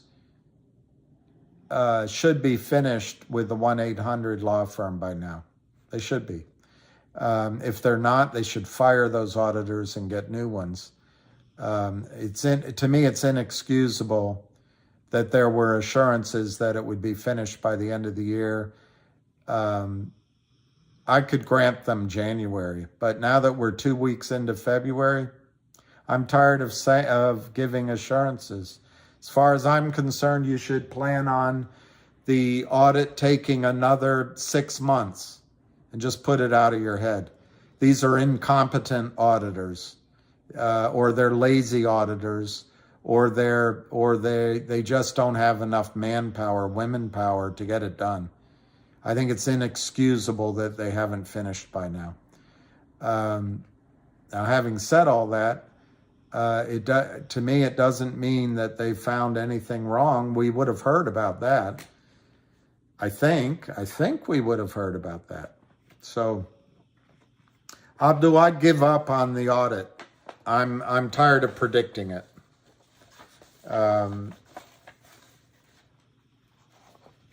Everything they've given assurances on has proven not to be true. So I think the assurances from the auditing firm, that's where the assurances originate, from the auditing firm. I think any assurance from that auditing firm is worthless. They have the employees, they have the data. They said that they thought they'd get it done with reasonable assurance by the end of the year. Then they said they'd get it done by January. They haven't. So obviously can't rely on them. So Abdul, I'm not going to make a prediction. It'll happen. It'll come. But I think they're overwhelmed by it. So I wouldn't be surprised if it's March or if it's July at this point.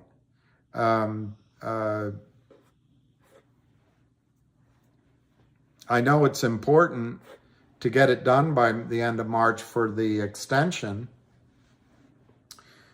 I'm sure if the auditors take their sweet time, an extension will be provided if it goes beyond March. But I give up on it. I'm not going to defend the auditors anymore. I don't know if they're on the take. I don't think they're on the take. I just think they're, who knows? They're overwhelmed. They don't have enough people. Who knows? I think it doesn't really matter. The deal's agreed and signed. I think the auditing firm should be embarrassed for themselves.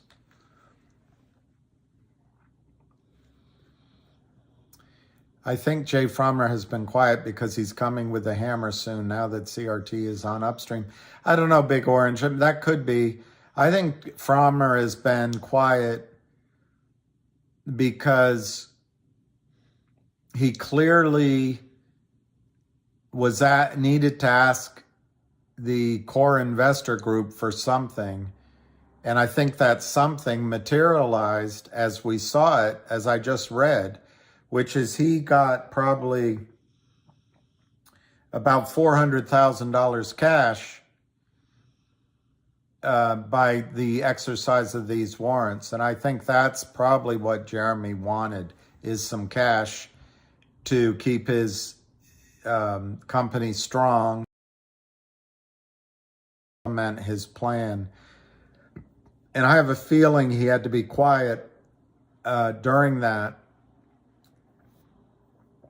until it was filed with the SEC, and maybe he's got to do a press release still. But I just have a feeling that whenever you're doing something like that, it's a quiet period. I think it's great that he got $400,000. I think it's great that the original investors have a little reward for what they did. And I look forward to the next steps by Jeremy Frommer.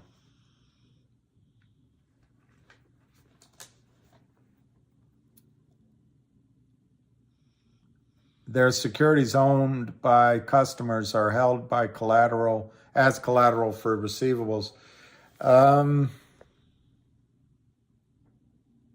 Yeah, I think that's pretty much true of any prime broker. They were also required to purchase DTCC common shares, 10.55 shares for $255,000. What?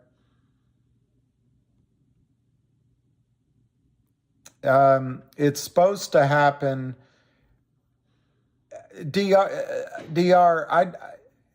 I think it's more important is when will the details be announced, but I think it's supposed to happen by March 7th that we hear something. Otherwise, it's going to have to be extended. But I think we'll get a definity by March 7th.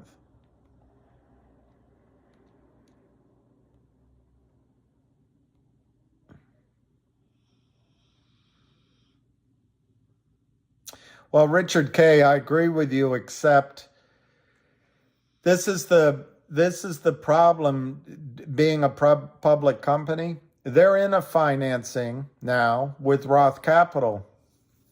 They can't say anything. They can't promote it all has to be done properly.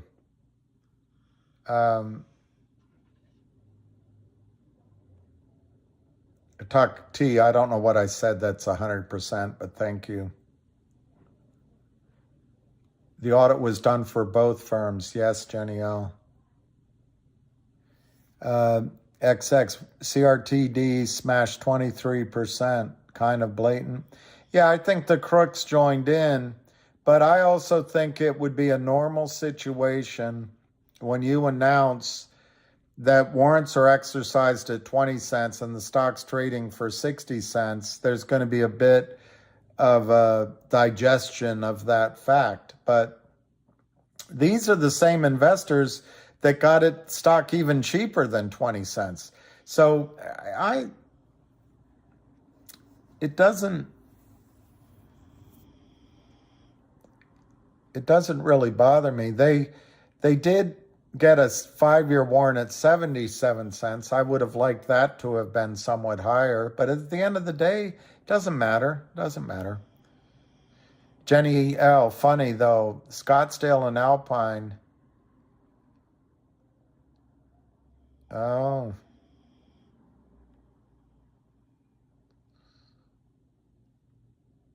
Jenny, I think that's great work.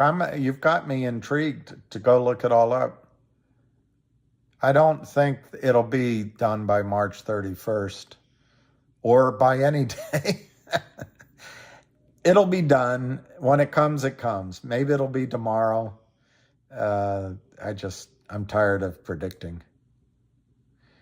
Tucker Weston, when will MMTLP open up for trading? It may never. If it were to, it would be limited to closing transactions only. It might have a restriction on if you participate, you're not going to be able to file a lawsuit. I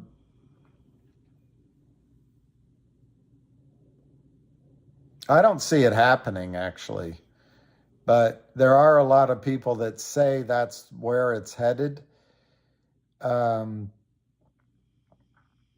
think there'll be a resolution in MMTLP soon because the closer we get to March, the closer we're getting into the second quarter. And I just don't think they want to carry this that long. But you have lawyers involved, and lawyers like to really slow everything down. It's how they get paid. It's how they prove how smart they are. But it's also how they do a good job. So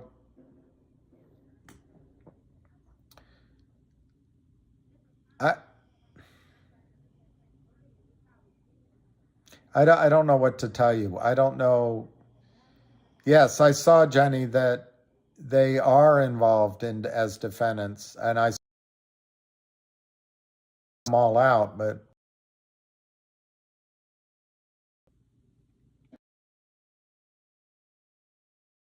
excellent. Excellente. Zizou. Wayward Ninja. I think the motherload of shorts is in MMTL. Well, there's no question that the motherload of shorts, if you want to use that word, or counterfeits, or phantom shares, as Dr. Suzanne Trimblath uses, that MMTLP is catching the system short, and there's finally people recognizing what a problem it is.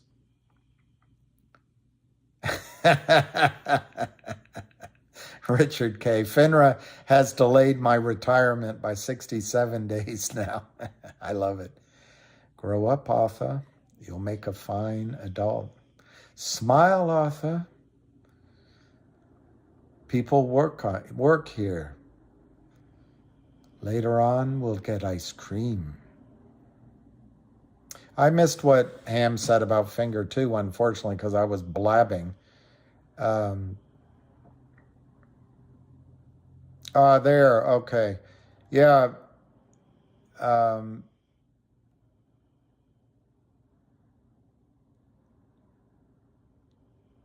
MKC, I don't think MMTLP is going to change how old you are.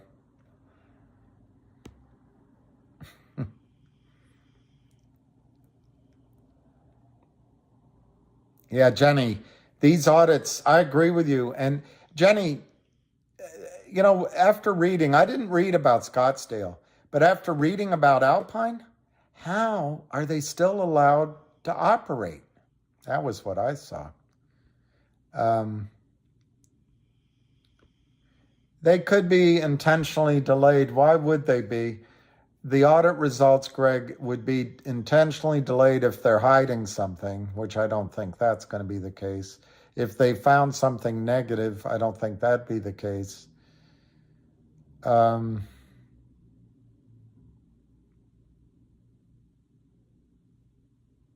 can't think of a reason they'd be delayed, because if it's negative, they'd have to report it by you know, the ethics of their industry. I can't think why they would delay it. They do have to issue a press release, which takes time to go around the board, but I'm tired of making excuses for the auditing firm. I'm going to stop doing it. GTII,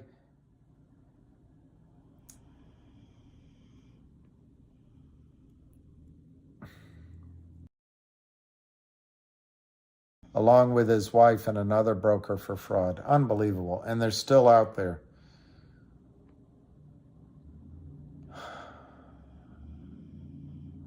I'd like to see that country pride. I'll try to look up that post about the Senate and MMTLP. Of course it's Gary Gensler.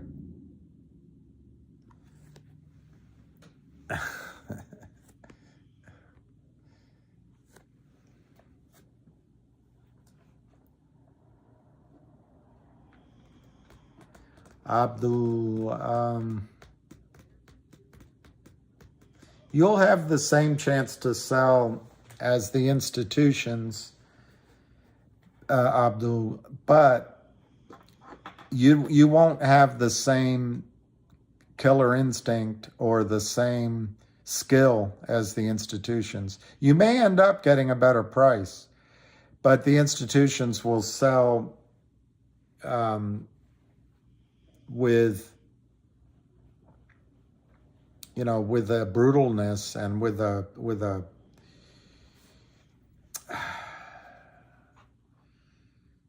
I don't know what word,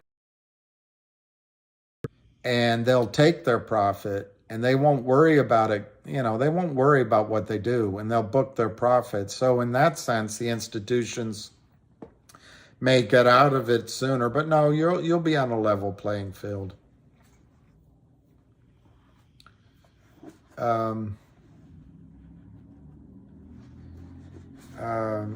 Anyway, I want to go.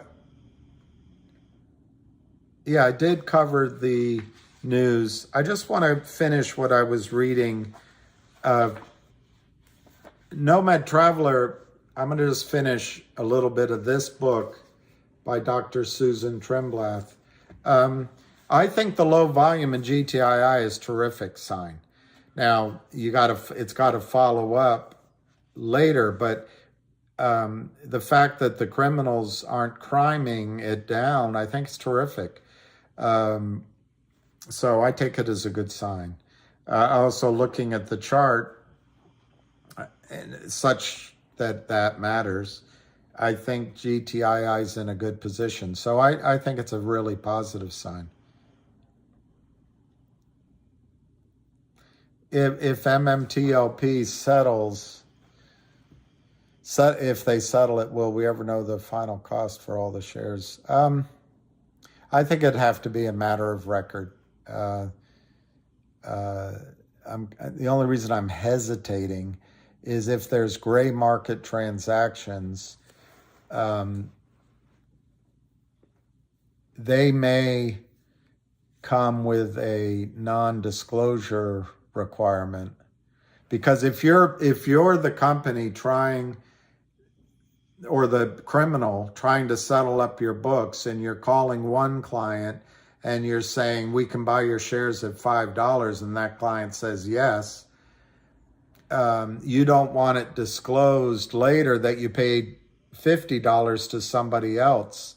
So if it gets in the gray market, you may never find out about it. you're going to have to sign off that you're not going to sue, that if somebody else got a higher price, you're not going to be upset. There's going to be all sorts of releases in the gray market. And that's why I think this settlement is taking a time for MMTLP. You've got lawyers involved, and I don't know. There's one lawyer that I commend him on the business side. There's one lawyer that I've dealt with that when something needed to be done, he'd get it done within 24 hours, and it was excellent. Most attorneys just take forever.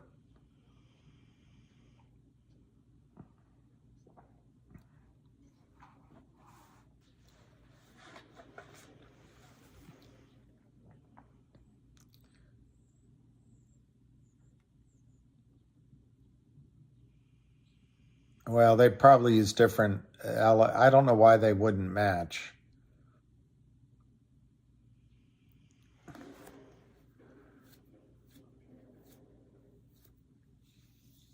That's pretty cool, MKC. I like that. I like your job history. And I like what you do right now.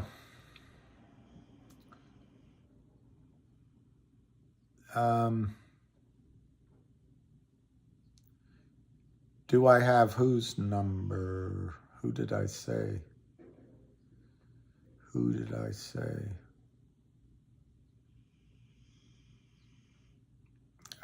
I'm sorry for my brain. I don't know whose number I should have, MKC. I'm sorry.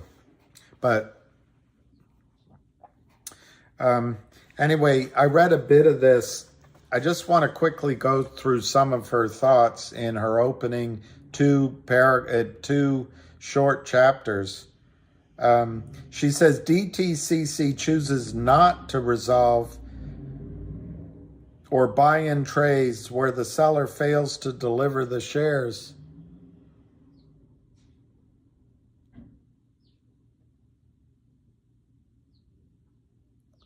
Oh, I see. They should match. Fishermen of Newfoundland. Iceberg Alley.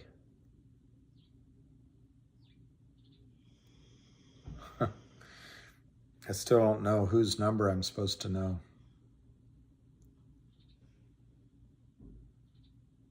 I know, Manuel. It's nice. St. Charles of Aberdeen. That's exactly right if it goes the legal route, and it's a nightmare. I don't think it's going to go that route, though. I think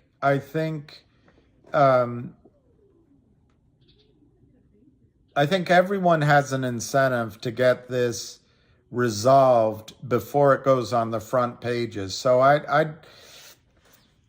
St. Charles, I think it's a healthy way to look at it. I'm just not going to worry about it. What's the worst going to happen? It can take a few years, but I think you'll be surprised. I think there'll be a resolution. And I have no information on it, but I would guess that they're pressing to get it done before the first quarter is over. Oh, the lawyer I just mentioned. Yeah, I can give you his. Hey, Ellie Belly. See there, Lakeside Bank, $5 million for funding. That can disappear, Jenny. That's where the pressure comes on, when the banking system gets under pressure, and when they get in trouble. Alpine gets in trouble. Hey, Ellie.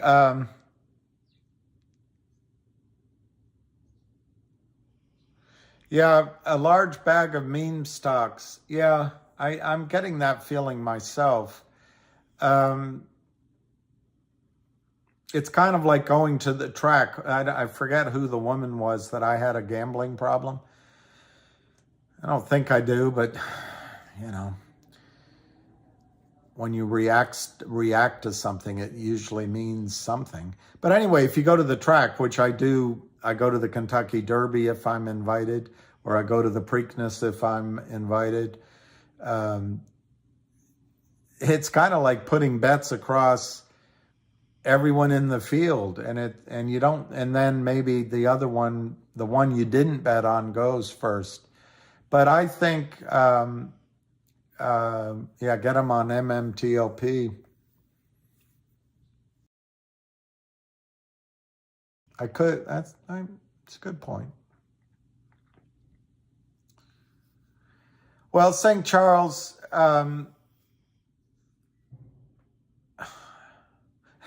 you won't have very much faith in squeezes when I finish reading this little bit. Designed to settle these things up. Well,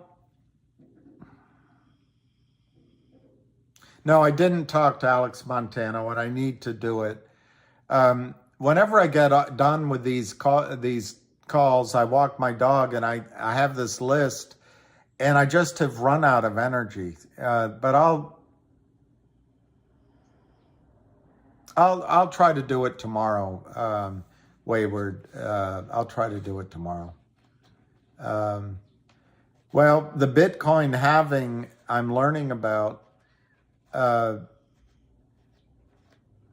I think Bitcoin makes a lot of sense. I just wonder if it's going to be just that easy, that it's turned around now and it's just going to go up. But that's my inherent skepticism of trading.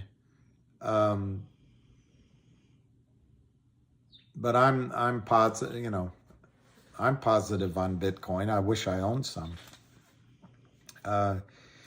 Do I think that MMTLP, if it doesn't trade in the open markets, it's going to set up massive lawsuits?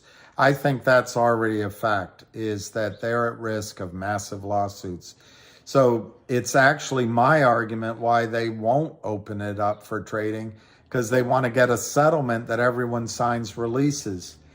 But if they can design a trading environment that doesn't further cause risk of lawsuits or eliminates a large part of the lawsuits, then I think they'll open trading.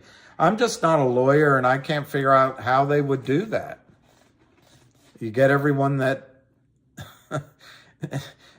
through their broker, everyone has to sign a release. I don't know how they do it.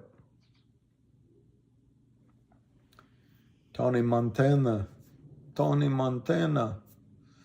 All right, so my little friend. All right, DTCC chooses not to resolve or buy in trades where the seller fails to deliver the shares they sold.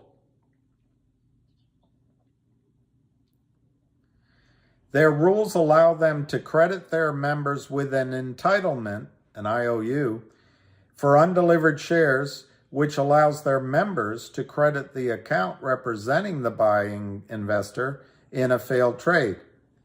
This process creates extra shares of the stock of public companies, all within the rules. That's where I left off. The problem became so serious in late 2003. Can you believe it? That some companies, mostly entrepreneurial companies who access what they believe to be fairly operating capital markets, approach the DTC in hopes of either finding a resolution to the problem or moving their stock out of harm's way. This is 20 years ago. In other words, moving their stock out of the system. The DTC turned to the SEC and got approval for a rule to prohibit the companies from taking action to protect themselves.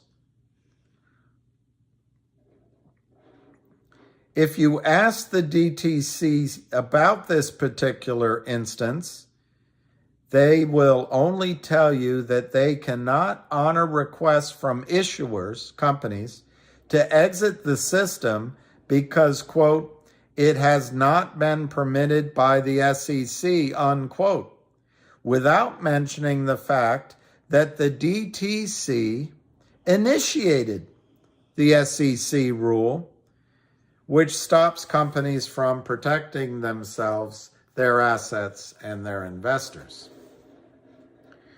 Similarly,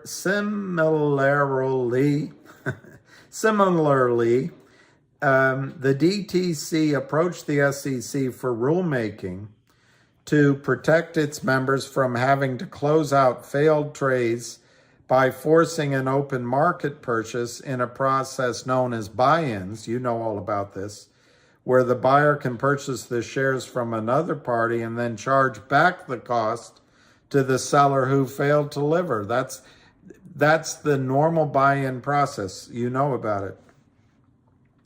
The situation is getting worse instead of better. And I think I told you this book was first published in January of 2020, 3 years ago.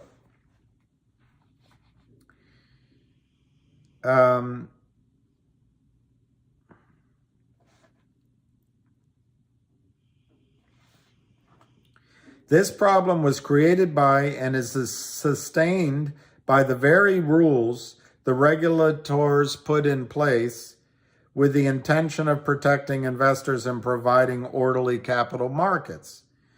When the DTC got the rulemaking from the SEC to prevent companies from refusing to allow their shares to be held in a flaw system, they submitted comment letters insisting that the NSCC stock borrow program satisfies the need for shares when trades fail, so they can make sure that trades don't fail.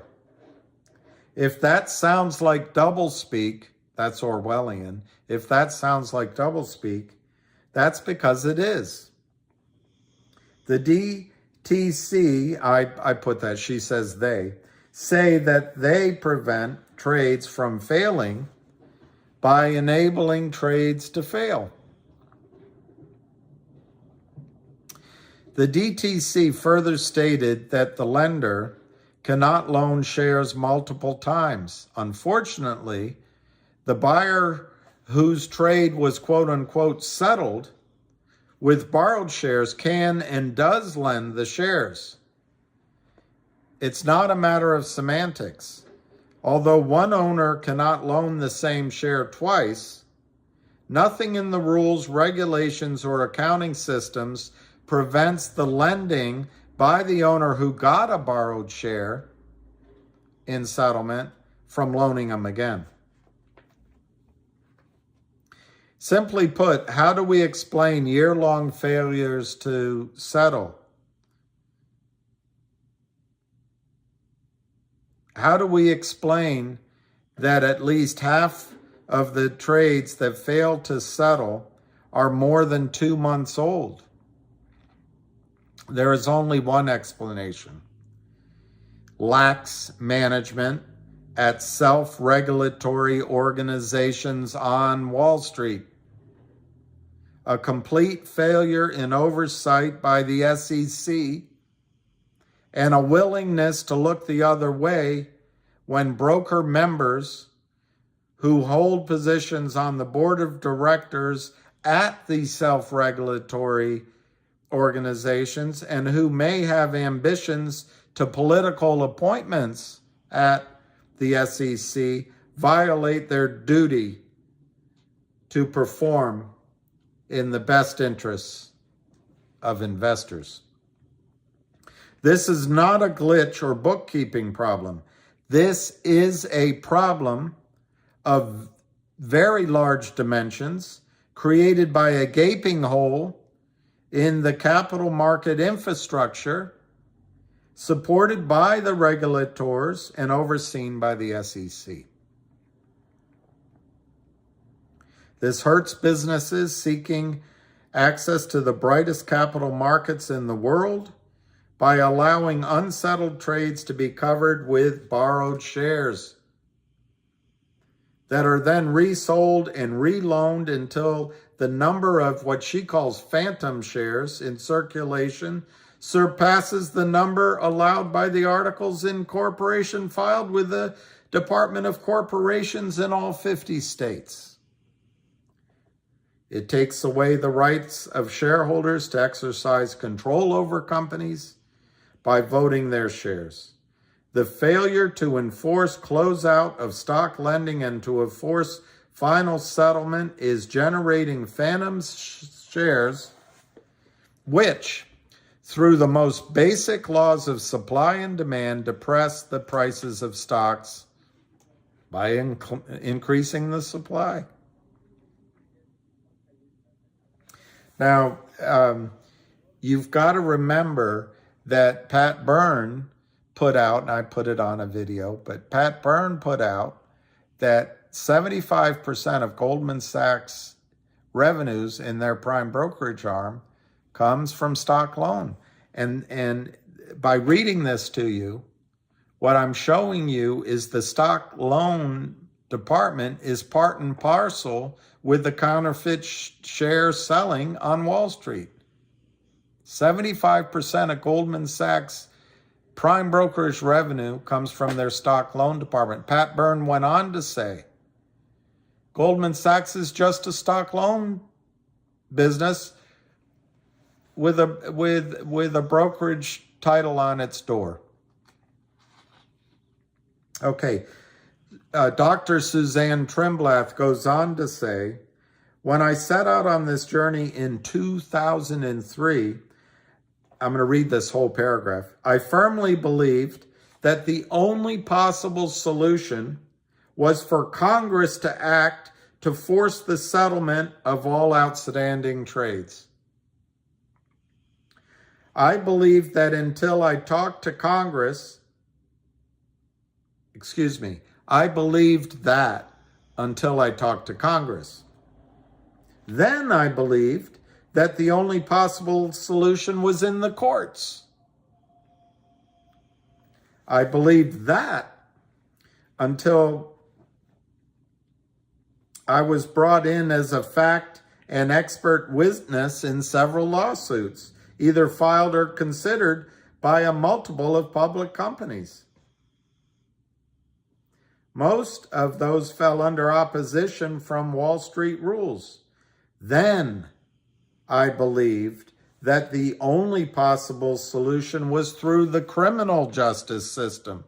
I believed that until I talked to the Department of Justice and the Federal Bureau of Investigation.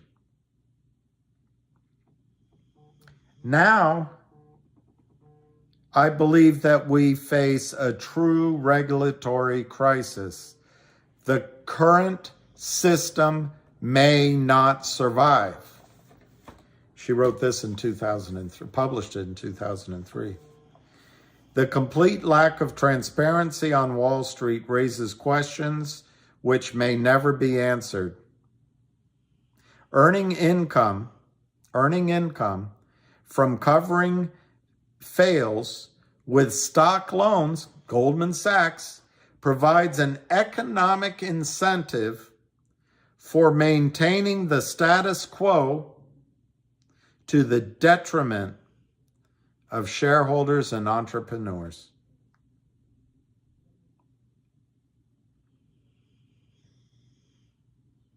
We know from industry reports that borrowed shares are not restricted in any way so that they cannot be lent again.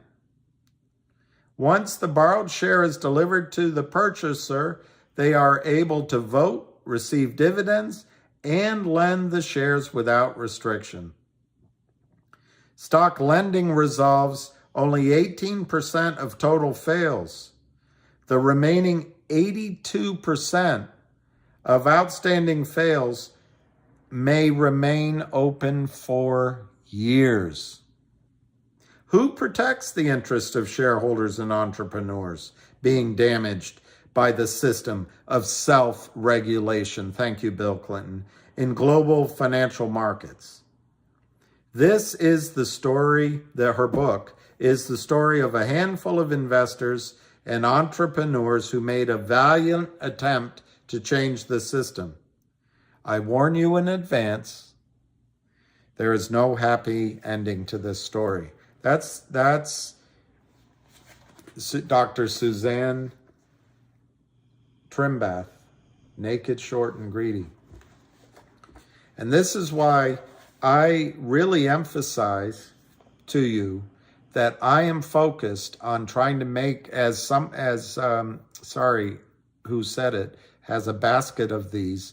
I want to make one of these work so you make money, but also so it stings these SOBs hard. Because going through the legal system in Congress, look, she said it right here, and I apologize that I got the rhythm of the paragraph wrong. I told you it's not the easiest book to read, but she said she believed Congress was the solution until she went to Congress. She believed that the courts were the solution till she went to the courts. She then thought the solution was the criminal justice system until she went to the Department of Justice and the FBI. She doesn't have anywhere else to go now. All right, the next paragraph is a primer on the whole situation, and it goes through all sorts of definitions. I'm not going to bore you, but I want to read you one part, and then I'll shut up. She describes regulation show. SEC rules initially approved in 2004, with compliance set to begin in 2005,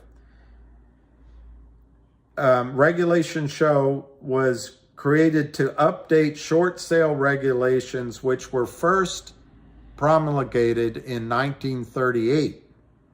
Quote, to address concerns regarding persistent failures to deliver and potentially abusive, quote unquote, naked short selling, unquote. That's her definition of Reg Show. Then I just want to go through the triumvirate of trouble. She says it's shorts, loans, and fails. And I'll just read that part and then we'll be done with your lesson for today. It's only one paragraph. There are 3 financial market activities that produce problems for investors and issuers, companies. Each will result in the circulation of more shares than the company has outstanding. She says that just matter of fact, but do you hear that? The system allows more shares than are outstanding to circulate. And it's done it for 20 years. All right, these are 1, short sales, 2, stock lending, and 3, settlement failures. Quote, naked short selling, unquote, is a special type of short sale which will be discussed in the next section. We'll have to tune in tomorrow. The term, quote, naked short selling, unquote, was often used to marginalize complaints in the years leading up to the 2008 financial crisis about the extra shares in circulation. Her sentence form is, and I'm not a great writer, but what she means, it was used, the term naked short selling was used to marginalize complaints about extra shares in circulations up until 2008, which is when the financial crisis came. That's also when they made some changes, but they didn't address the problem. Okay. She goes on to describe everything.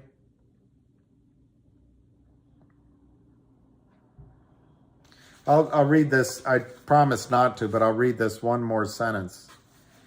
As hard as it may be to believe, the U.S. Centralized Clearing and Settlement System, CCS, offers the option to fail.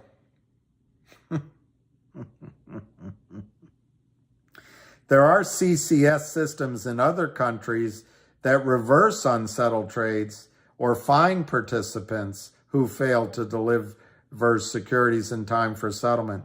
In the United States, most financial market participants are only penalized if they fail to deliver money for settlement. That's you. That seems odd if you keep in mind that $1 bill is the same as the next, and that even foreign currency can be. Anyway, I've got to pick up this call. Just hang on 1 second.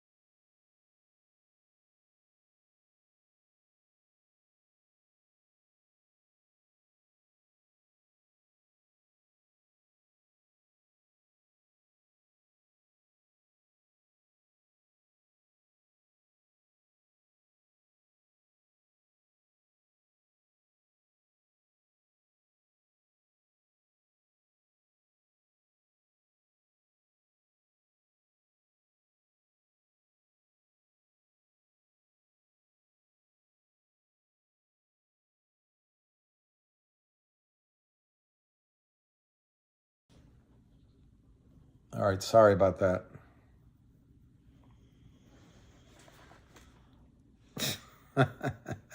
Don't leave me hanging, bro. Don't leave me this way. It's a mamacita. No, it wasn't a mamacita. Mamacita is a girl with a big, well, I know I wanted to be muted. I wanted to be muted. I didn't want you guys to know what I was saying. I'm muted right now? I'm not muted right now. I'm not muted. I don't hear anything. I don't have a girlfriend, but I know a woman who'd be really... I know a girl. You know a girl. Booty. I hate that term. Janet Yellen received money. Yeah, that's right, St. Charles of Aberdeen. I don't know when I don't know when the rest of the world is going to get sick of our falsehoods. I have hope, you know, and I've been hard about lawyers a lot of times, but the fact is we do have a legal system which has maintained its integrity for the most part. And so that might be the answer. I like what Ham was saying on the call today. These guys are going to have to cover. They're in trouble. And I think the setup with GTII in particular, but CRTD, now that somebody asked earlier, and I forgot to answer, what's next for CRTD. I think now that, and there might have to be a press release to describe what I just said read to you in the SEC filing. But I think now that they've resolved this issue, the company has cash, maybe they can move forward now with the distribution of the OG collection and the merger or the acquisition. So these are all good things for CRTD and GTII. Okay, Davilo. And I'm going to admit to you, Davilo, which is very close to Diablo. I don't know you. I'm going to read this with a little bit of concern that you're trying to manipulate our thoughts. On the other hand, I am going to read it in fairness as well. MMTLP, federal law, ab initio, quote, to set it back to the beginning as though it never happened. Those of you who partook in October 2021 should have done your DD. Original long holder here. Okay, so you're an original long holder, so that gives you a lot of credibility. To set it back to the beginning as though it never happened. Started MMTLP when it was Torchlight. So I'm open to hearing what you're saying, Davialio, since you were an original. If what you're implying is that they can unwind all the trades in MMTLP that were consummated over the last however year and a half, I just respectfully disagree. But, you know, it is in absentio. Ab initio. I just don't see how they can do it based on what. And if they do, I think lawyers can argue that there was a harm done by someone with deep pockets. So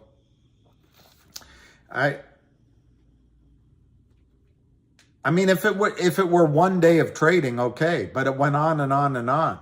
So I just don't see, I don't know. That has been debated ad nauseum.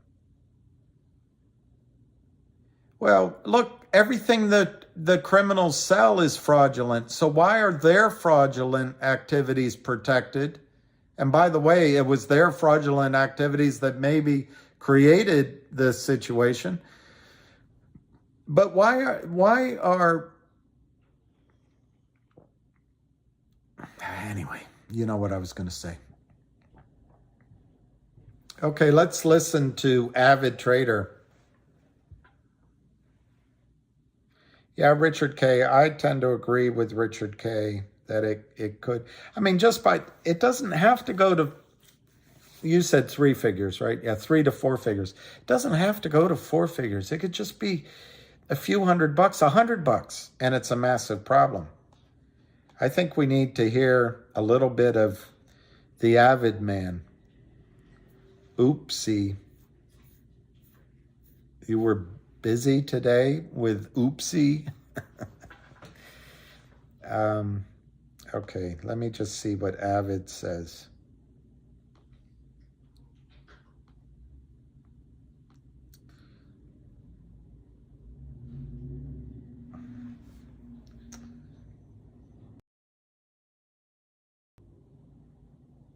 That is true love.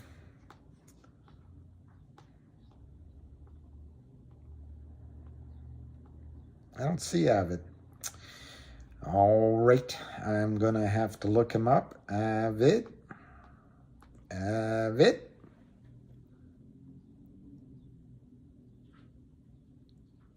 $1,000 a share. I think. You know why you're right, senior butts? I haven't seen your butt. It's seen your butt.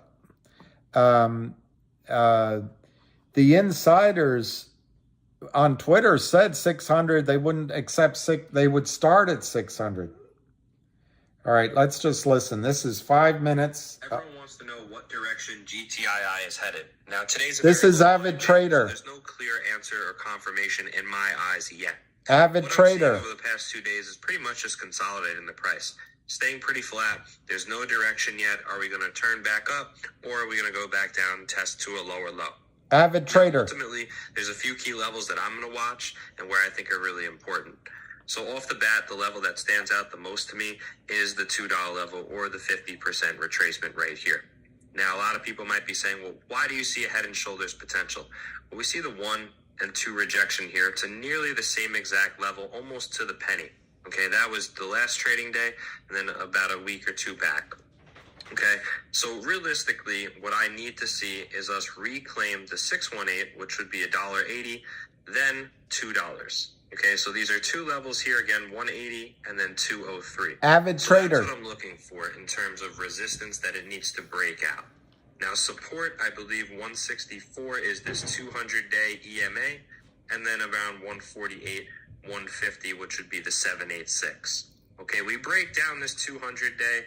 I'm really not going to be that happy. All right, we had a nice bounce there the previous trading day, and then we were able to hold above, and I want to keep that. I really would like for this to stay flat than to even go down. I have no problem with it just, chopping, as long as we're able to, slowly see it get back to that level and possibly retest $2.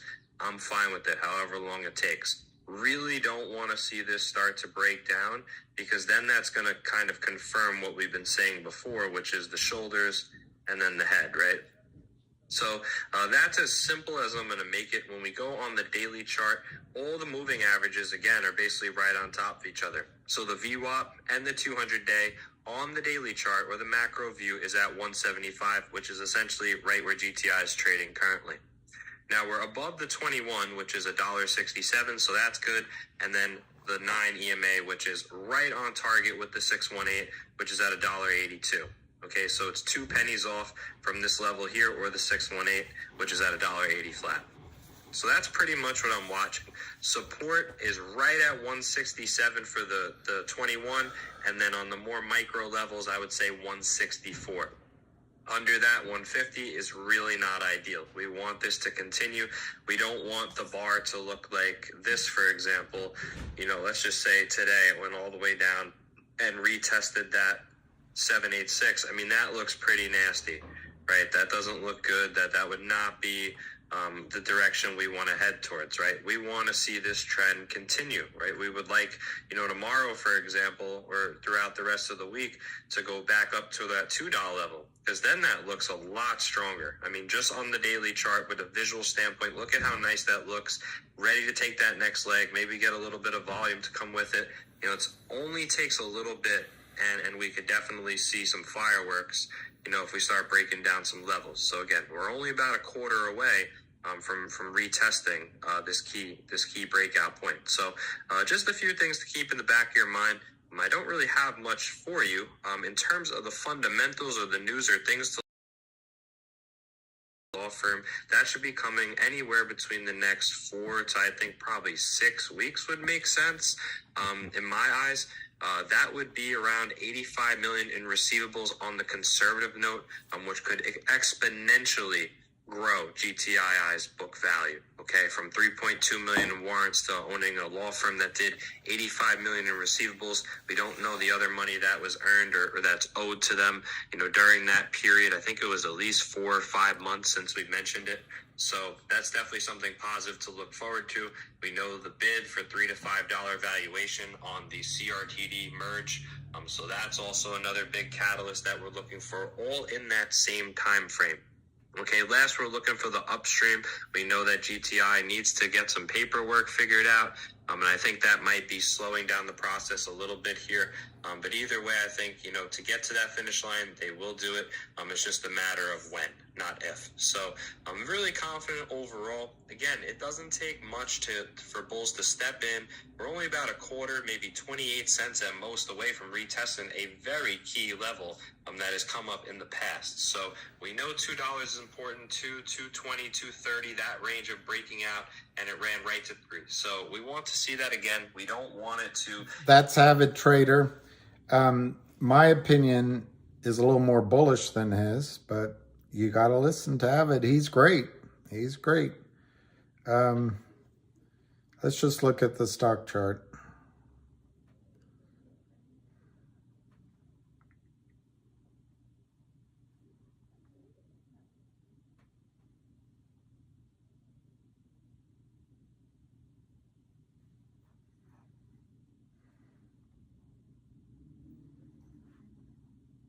Yeah, this is the on stockchart.com. We've closed above the 200-day moving average at 176. There's this minor right here, kind of a little bit of a gap that we came down, went through, and then of course we were drawn to this 50-day moving average, which has turned upward. You know, I'm being really picayune by pointing out that tiny gap. They tried to get it to break down. They were unsuccessful. The coming back to the 176, I think it's perfectly normal that we kind of paused here. I wouldn't expect anything different. I happen to think, and I think Avid said it, I think the $2.10 range, that little gap right there, is our next spot that we're going to go. And $2 doesn't seem to be a problem. 176 range, yeah, it's not going to take long. And we'll get up to that 210. You can, I don't really have a way of showing you, unless I have a ruler here, which I don't have. I thought I did. Oh, it's over there, but I can't reach it. But anyway, if you see,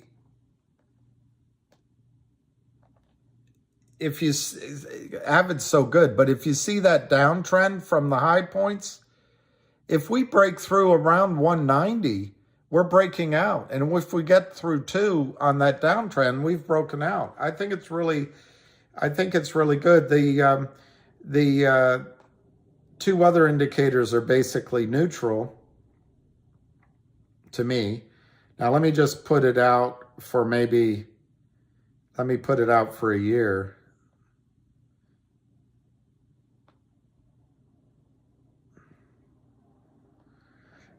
I don't see a head. He's saying head and shoulders. I don't see a head and shoulders myself, but listen, David.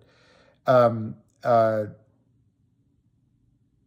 I still see that downtrend, that if we break through, which we're very close to, we're off to the races. And then, of course, you see that right there, which we already mentioned. But up here in these ranges, you're talking about 350 to 550 is that kind of cluster, 350 to 550. And then we're also off to the races. The other thing I see here is there's a downtrend here that we've already broken through. So this backing and filling seems to me A-okay. And to go to somebody's question earlier, down here, the low volume, 555, I hope that's a lucky number. I think that's great news. It's great news. So anyway, I'm bullish on that chart. I doubt MMTLP will get to 600, but it would be nice. Yeah. Is there a see more butts here? Is there a see more butts here? I'm looking for see more. You get the joke. No, Pete the Greek, I think CRTD dropped because there was an SEC filing yesterday that the company allowed these whale investors that came in the third quarter, end of the third quarter last year, they allowed them to exercise their warrants at 20 cents and then replace the warrants with new 5-year warrants. That's to the advantage of those shareholders, but it's also to the advantage of the company. By my reckoning, they came up with about $400,000 in cash, and that's valuable to the company. But I think the shorts and quick readers of it, 2 things. I think quick readers of it said, oh, this is just another, I'm not going to say that. It's just another situation where the CEO just took advantage, but it's not. It's not. That money was already raised last year. The fact that warrants are exercised at a good price for the investor and then new ones are issued is perfectly normal. But I think to the quick reader and the punishing shorts, what they're trying to get across to you, oh no, this is I'm not going to say the name, but it's like some of these other stocks that have done this, and it's all bad news. It's not bad news. What's in it for the company? 400 grand. That's great. That's better than where the stock was at 4 cents on September. I met with Jeremy at the Dubliner. The hotel is the Phoenix on Capitol Hill. He talked. He said, you know, I think it was September 2nd. He woke up and the NASDAQ said, we're going to delist you. His stock was 4 cents. These investors have stepped in and now this is 20 cents. I think it's fine. But they're trying to get they're trying to get you to panic. And they're saying, oh, it's bad. Okay, the other thing that might be I'm just giving you the negative. The other thing that is a tendency when these kind of things are announced, if someone's exercising at 20 cents and the stock is at 60 cents, there's a gap. And to the extent there's an arbitrage it gets filled in.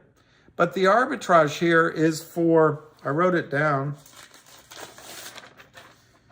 roughly it's 1.6 million plus 500, so it's roughly 2.1 million shares. Right, warrants that got exercised.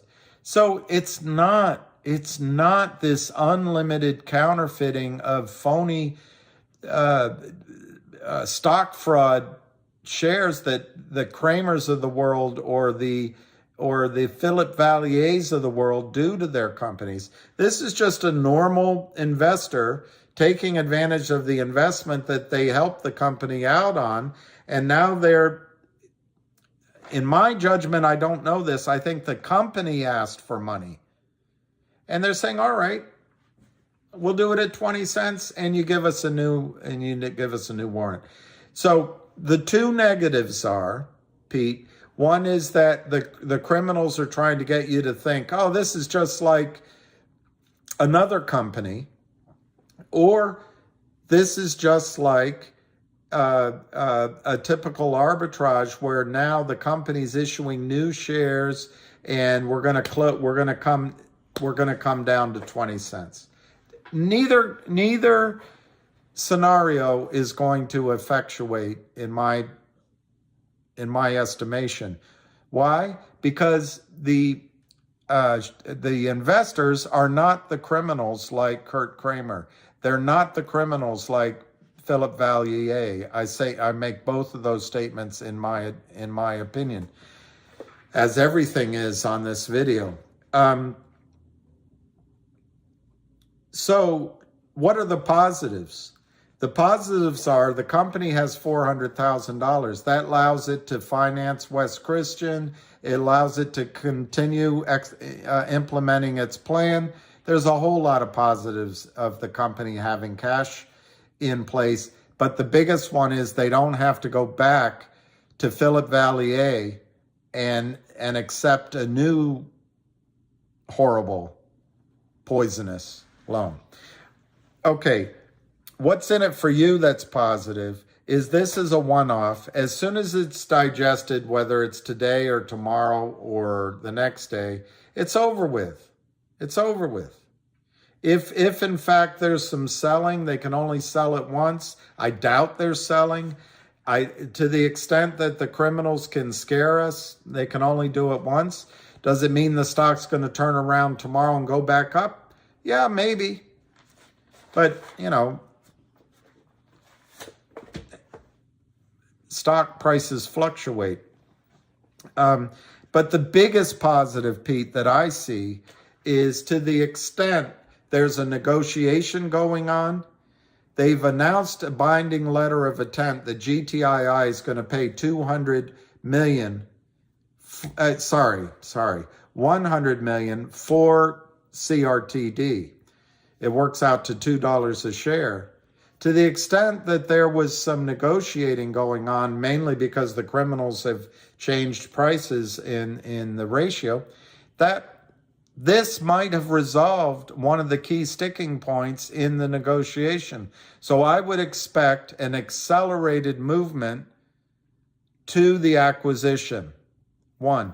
2, to the extent that this was something that the company wanted resolved before they went forward with the OG collection distribution, now that can go forward. And that's going to be exclusively on Upstream, which is different than the dual listing on Upstream. This is an exclusive distribution of the OG collection on Upstream to shareholders. That's worth 20 cents a share. And in my judgment, that, because it has Jeremy Frommer directing it, could lead to the run on the bank, the short squeeze that we're all looking for in CRTD. So I think it's a buying opportunity, Pete. Does it mean it doesn't go a little lower tomorrow? I don't know. I can't predict any one day of trading or 2 days of trading, but I think if it does, it's a real buying opportunity. At I forget where it closed, 48 cents, 40 whatever. You're getting 20 cents a share approximately in the OG collection. Yeah, it was $3 a share, Mike M, But the S1 that was filed a week ago was new information. The $3 was based on dividing 100 million by 30 million outstanding shares, which was all that were. That was the evidence. I'm not in close conversation with Jeremy, and I'm not privy to insider information. So I read, just like you read, the new S1 that was filed, I think February 3rd. Anyway, it was published. And it said that there are now 50 million shares outstanding. Now, the S1 hasn't been approved yet, so technically right now you could use only the 30 million shares, but I think it's only fair. The S1 will be approved. Now, the key to understand is this is not a situation like another company last year, at the end of, anyway, it's not like another situation that maybe you experienced, because this money was already raised in September. So this is just following on what already happened. Now they've clarified and they've published the number of shares. So now it's 50 million shares. So you have to, and that's new information. So I have to adjust my number with the newly published information that I didn't know about. And now I do, as you do. So you take 100 million and you divide it by 50 million shares. And in fact, based on yesterday's release, it's really divided by 52 million shares approximately. So it's slightly under $2 a share, and you can do the arithmetic. Take 100 million, divide it by 52 million, you'll come up with a number. It's probably $2.96 maybe. I mean $1.96, just under $2. But anyway, we're using rough numbers here. A space about a live stream. Get off the stream, William, and come to the space call. Which one, Lion? Lion is back. Space is live. Let me see if I can find it. If there's one person on there, I don't want to. He's not going to want me there, and I don't want to cause him discomfort. So let me just see who's on that call.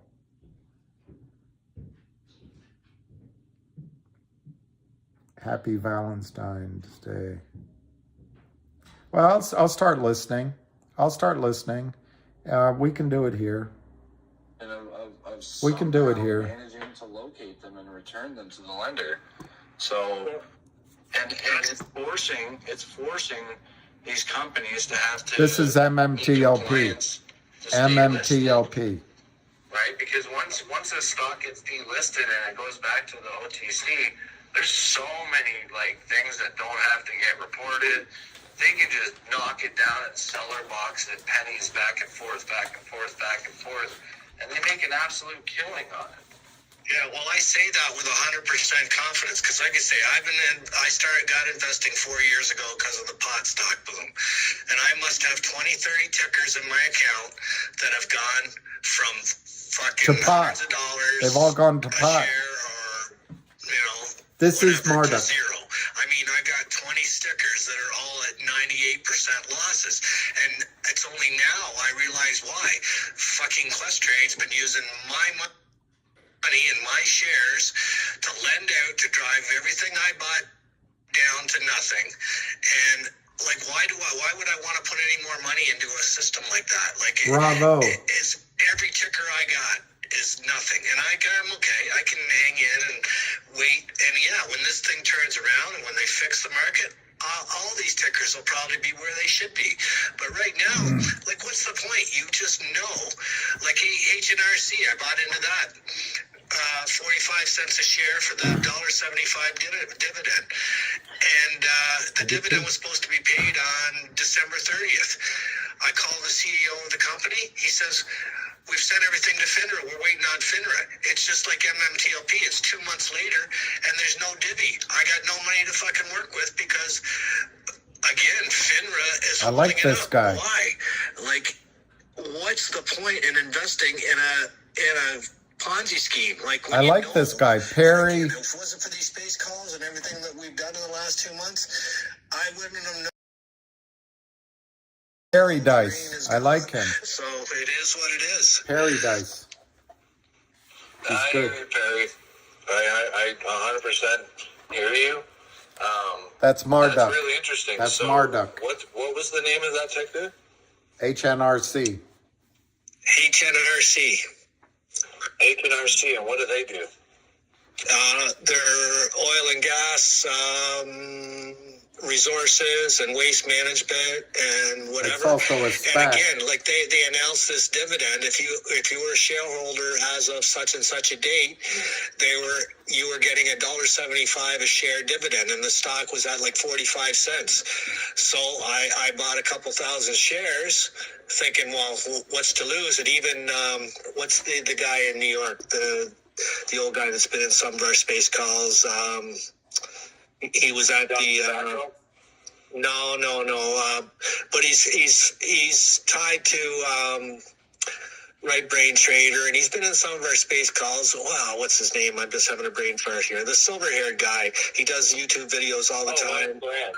William Ferrand. It was one of his posts where he was talking about it. So I said, yeah, what's wrong with that deal? Sounds good. And so I bought in at 45 cents, expecting $1.75 a share dividend. And the stock, I haven't got my dividend, and the stock's been driven down from 45 cents to 10 cents. So not only out the dividend, I'm out like 2,000 or 3,000 USD on the stock because they've been shorting the shit out of it to zero.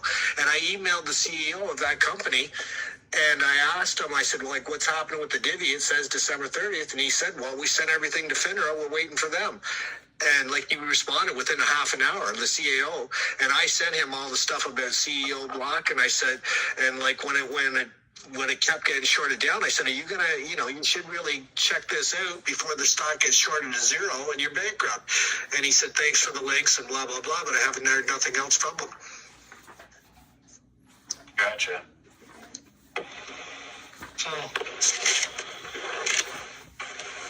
Dude, that's. But before Jack speaks, I want to say one thing. 45 cents a share, and they're telling you you're going to get $1.75 dividend? Heck, I would have bought into that. You're getting a dividend, and you're paying less per share than what the dividends are going to be. You'd think, how anybody and their sister would buy that with half a brain. Yeah. So, yeah. But again, they found a way to fuck us. Like all it is, the market's just designed to take our money. You put it in, and the broker dealers find a way to clean your account out. Like one way or another, your account just gets. It's just a scam, man. It's just pathetic. Jack, you got something to add? Yeah, hey guys, how's it going? Real quick, I just wanted to jump on and say that I've scheduled the space call for Our space is live, so you will see it on your phone next to Marduk's space. So I just wanted to let everyone know. Are you on a different space, Lion? It's not just for veterans. And one last thing, it's important to not lose sight of the fact that if at the end of the day, if and when this opens, Lion, are you on a different space than Marduk? And don't remember all this time that you've been pissed off, all this stress that you've been going through, then they win. Then because it's done by design, right? For us to lose our morale and for us to whatever's been happening, essentially. Hey, lucky boy. Don't lose sight of that fact. It's okay to be pissed off. We have a right to be pissed off, and that needs to show. If and when this opens for trading, they need to feel that so that they don't try this shit again. I'll talk to you guys a little bit later today. Marduk, I wasn't able to hang on to the co-host there because I'm out and about right now. But as soon as I'm back home, I'm happy to do it.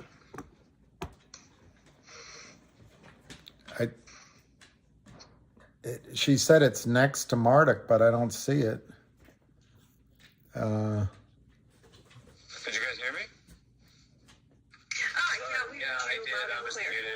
My apologies. Sorry, Jack. Yeah, I appreciate that, man. No problem. We'll be in touch soon. I didn't realize I was muted. My apologies. No, I don't I will see. now pass the mic to Mr. William. How are you, Will? I'm good. How are you guys? Not too bad. Before you ask, I was quite impressed with Perry Dice's talk just now. I just heard, and I also bought HNRC, and I'm glad, in one sense, I'm glad he didn't sell, because when you distribute apparently more than 25% of your company or your stock price as a dividend, the record date can be changed. So I'm glad he kept his stock. But remember one thing about HNRC. I read this. It was either merged into or it was involved in a SPAC, and it's worth $1 a share. So he's absolutely right in what he said. But I think it's going to be okay.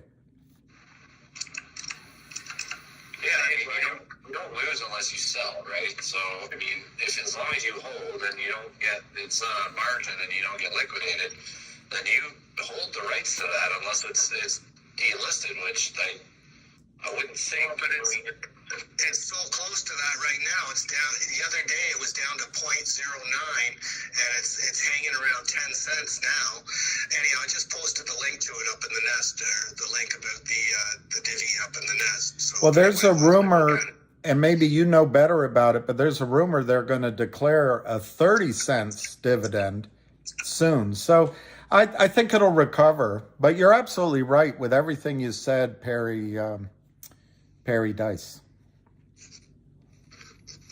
Perry's good,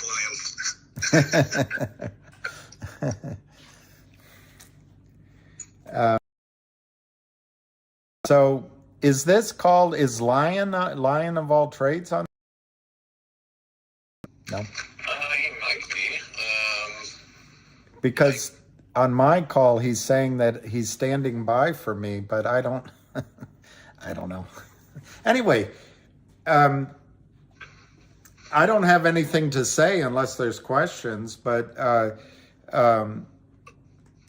Well, do you have any more information on what I just said, other than what I just said? Because, like I say, the CEO has been emailing me back. I emailed him a couple times, and he's been getting, except for the last time, he didn't get back to me, but 3 or 4 emails back and forth, and that's what he said flat out. He says, well, we sent it all in, and we're waiting for FINRA to approve it. So that was the last thing I got, and that was a couple weeks ago. I don't have any, and I think it's great because I called in and got nowhere. So you've emailed and you've spoken with them, which is terrific. That'll give me, I'll try to do it tomorrow myself. I don't have any more information, but I think it's going to be okay. Well, if you want to DM me, I've got his direct email. I can give that to you if you want to all right. DM me. So how do I DM? I'll figure out how to do it. I'll write that down. Okay, I'll DM you. You just follow me and I follow you. I'm already following you, so if you follow me, then you should be able to DM me. Okay, I'll do it. I really think it'll be all right in the case of it. But what I did, I actually paid more than you did for my shares. And I put in to buy stock at 9 cents just to average down. I think I ended up paying $10.25. So I averaged down, and I'm willing to wait for that to happen. So, like they always say, time in, not timing. That's right? good. That's good. William, I try to remind people who hold Torchlight or MMTLP at this point, and people who hold MMAT, that they merged at the height of the market, and so I don't. I try to go back and remind them of the 2001 .com bubble, where Amazon went from 113 all the way back down to $6. But while that happened, everything in the company was improving. So.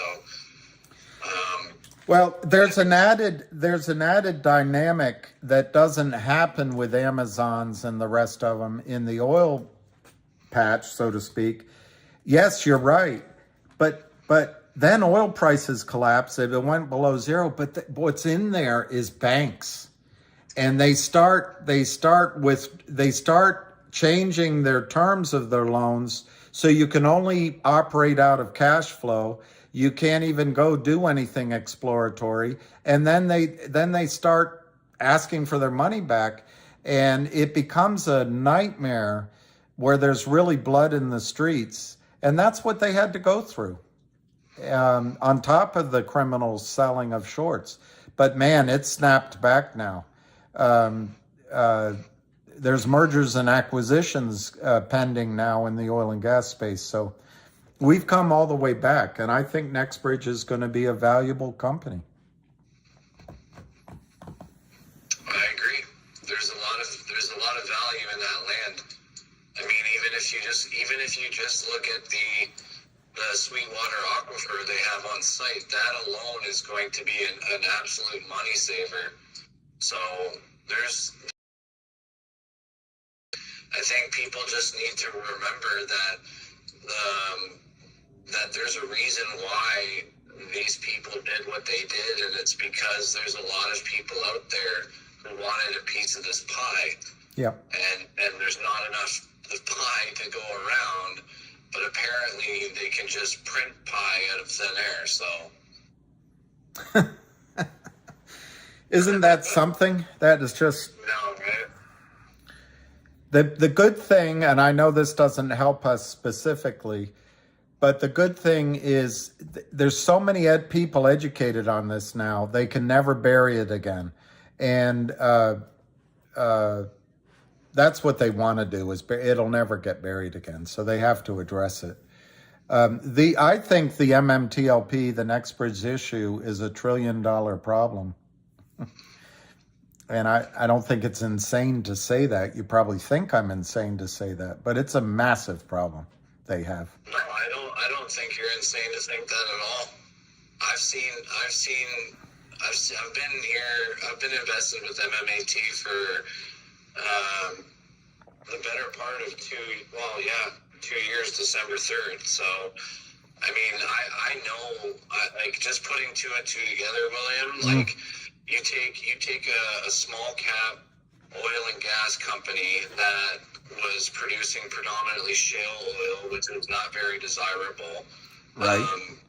Right. And you take the pandemic, crude's in free fall, the history of Torchlight. I saw an article where they were mocking it because of the Pole Perfect Studios entity that it was prior to. So it got chalked up there on the meme list for sure, and I think they were doing that to hide the underlying value within the company. But what that did, I think it was just free money, so shorts decided to pile in.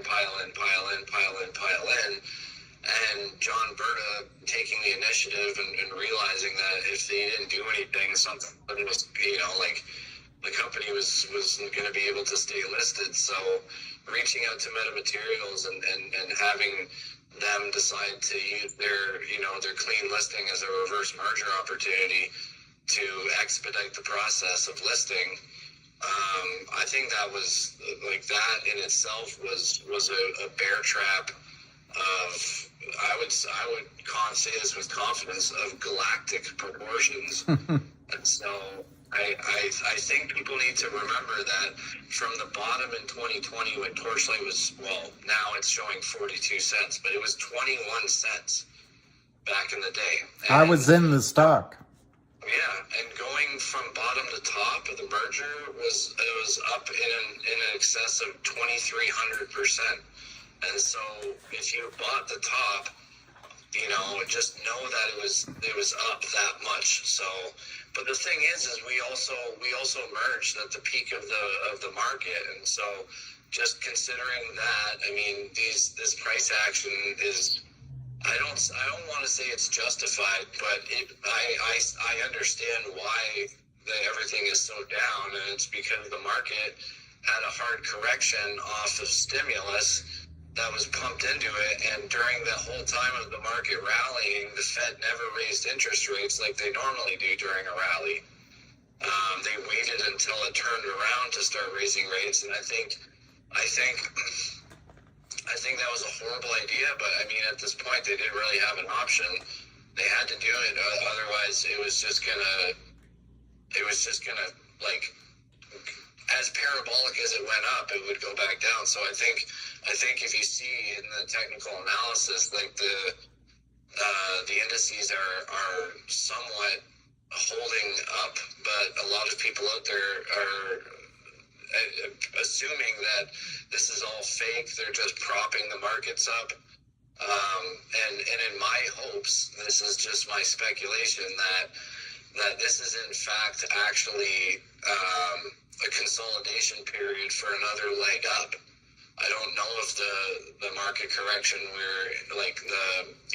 the collapse that we were expecting is actually going to take place, because if MMTLP opens to trade like it should, all it's going to take is one thing to bring the whole house of cards down, and this oversaturated short market is going to have to realize their positions, and you're going to see the market squeeze like you never thought possible.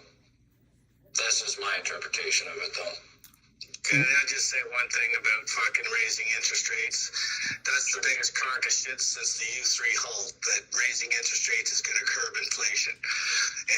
And William, I didn't realize you were listening earlier, but I apologize when I had a brain fart and couldn't remember your name, and I said, the silver-haired old gentleman, because I'm old too, but, I hope I take an offense to that. No offense. I'm old too, but I just couldn't think of your name off the tip of my head, so sorry.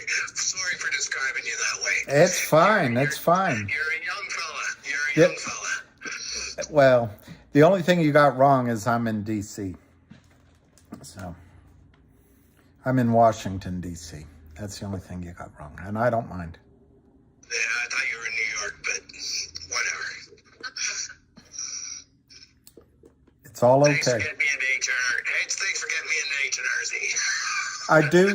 I do think your comments on interest rates in the markets might be right, in the sense that you could see upside in everything when the shorts have to cover everywhere. But it doesn't matter. We're focused on our stocks, and I think that's what you need to do. And I hope MMTLP starts trading again, but I'm not optimistic for that. I think it would make more sense to have a global settlement. But if it starts trading, that would be terrific. There'll be so many restrictions, though, it won't be the same as the short squeeze that would have happened. I don't understand how they can stay silent for 2 months and just not a word out of anybody. Like, that's just boggles my mind. Lawyers. Also, the problem is so massive. And by the way, I know John Berta. He may not remember me, but I was trying to raise money for Torchlight back then. I think very highly of him. But anyway, I think the problem is so big now. I was thinking about it the other day. The big brokerage firms, like Merrill Lynch, for example, Bank of America, they don't allow you to hold these shares. I don't know about MMTLP, but I don't think it did.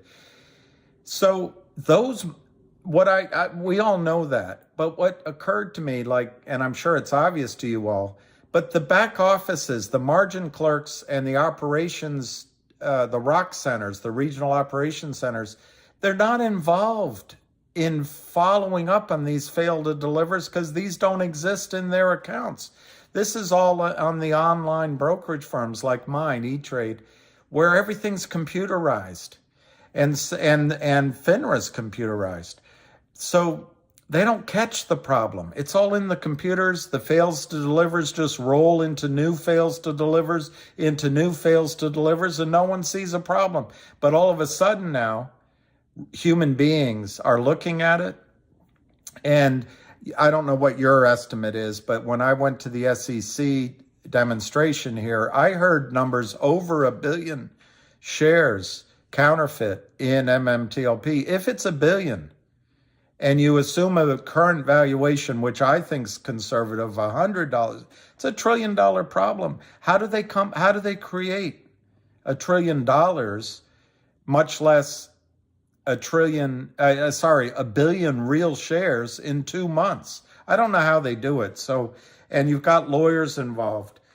I think if everyone were to get over their anger, and I'm not judging it, anger, not you all, I'm talking about the group of people that are discussing with their lawyers, and just get over it. NextBridge could issue 1 billion shares.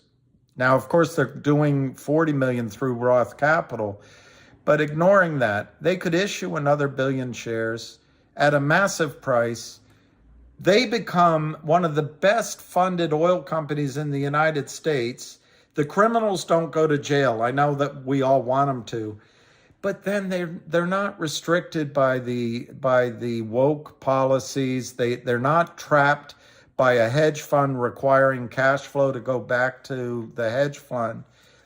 And they can go acquire new acreage in the Oro Grande. That's what I wish would happen. And I actually should probably contact John Berta and let him know that not that he would listen to me. Anyway, sorry, I went on a bit. No, it's 100%. Hey, if you do contact Berta, maybe you can ask him. He just tweeted out today that what we're doing is working. The Senate Congressional Committee is on it and looking at it, keep up what we're doing. But you could ask him, well, where's the share intel information? Like, Lawyers, dude. yeah, I know, but like, give us something to work with. Give us something to. They can't, because if they do, it's giving the enemy stuff to work with. We just need to be patient, bro. We're not the ones who are screwed here. The ones who are screwed are them. Couldn't agree with you more.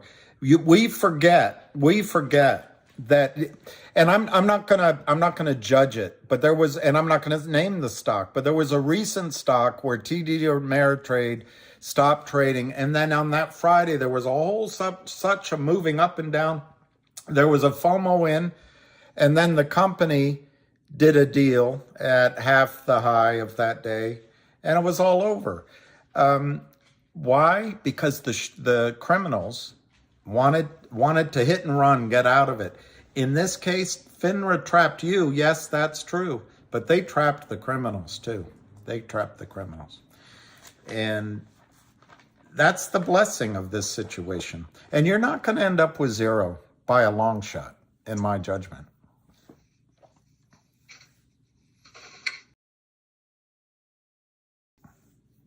It feels bad. Remember what Ham recommended. And each of you should be keeping a journal of all the winning trades you would have made with the money you would have gotten out of if you had been able to make a profit in the squeeze. Why do you do that? They're going to say, well, every trade's winning. Well, hey, I'm on a winning streak. But you do it in case it just goes the legal route, and that's your opportunity cost. And you'll get a payout on that in addition to whatever payout is supposed to be there in a legal settlement. It's a little homework, but at least what it does is you feel like you're doing something. A lot of your frustration right now is, what can I do? After you've written your senator, there's not much else you can do. These calls are great, though. Education is the bulwark against these criminals. And it's system-wide. Yeah. Sorry to interrupt. This is Dizzy, and it's an honor to be talking to Sir William of the Farrand clan. It's my honor, but thank you. It's my honor. I wanted to pick your brain about some ideas. Dating? So from the tech wrong guy. Standpoint, right? From a tech standpoint, I was thinking ways of contacting like the other investors in MMTLP, because not a lot of people are on social media, right? Or looking for this specifically. So there might be people where they've had this security in their accounts and they're not really looking on social media, and a way to reach out to them. So from a tech standpoint, I was thinking of running some Google ads and maybe some Facebook ads and kind of directing them to us to connect with us so that we, our group can get even bigger and we can apply even more pressure.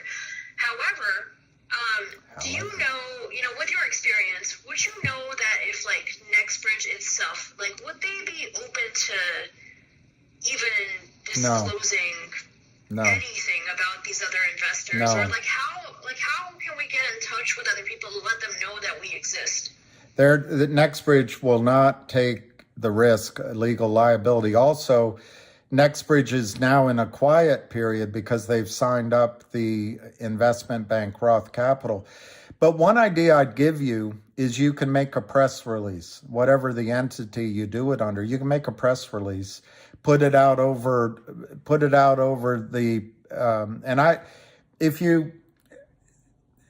I can recommend a group I use in another company that I'm involved in, but you can get services that will do it for you, and direct message me.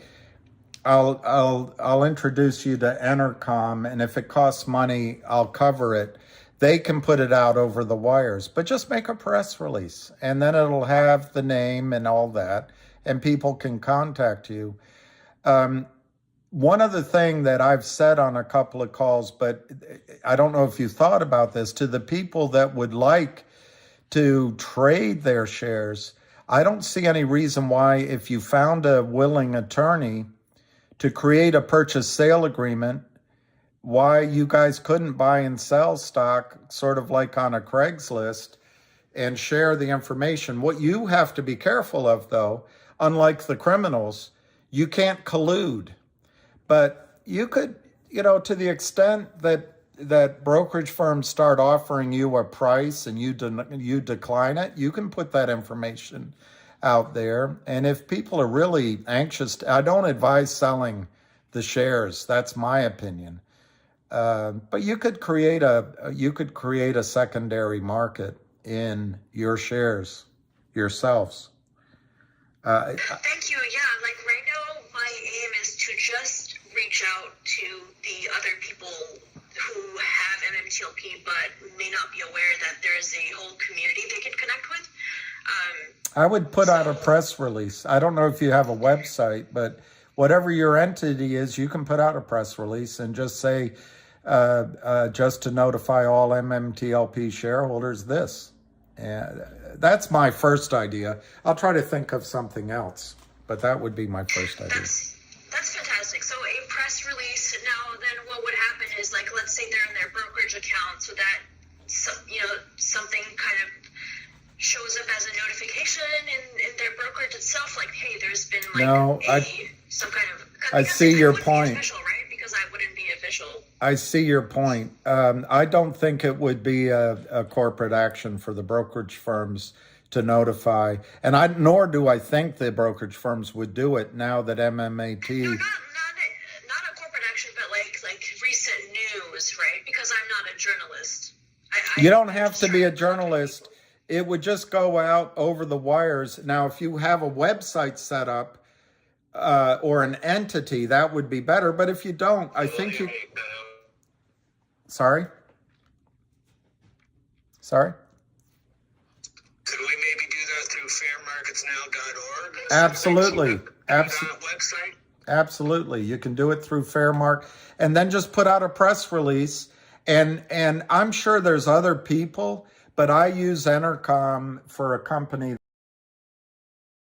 I can introduce you to them, and I can ask the president to do it as a favor for me. If it costs money, I can pay that amount. But William, that is incredible. That is incredible. Thank you. So I see this plan coming together now where I can run Google and Facebook ads that are directed to Fair Markets Now, and then, we're running a press release that is directing them to that page. Or a press release for I don't know if you could request a specific. I'm not creative enough on the spot. Request or announce a certain something. I don't know what, but yes, it can be done. And then people will see the news release if they even remotely follow their own portfolios. That's my idea. Maybe I'll think of something else, but that's my first response. Definitely something to consider. Yeah. Yeah. It's, I don't know that if people don't follow this in this venue, I'm not sure they're going to follow Google ads.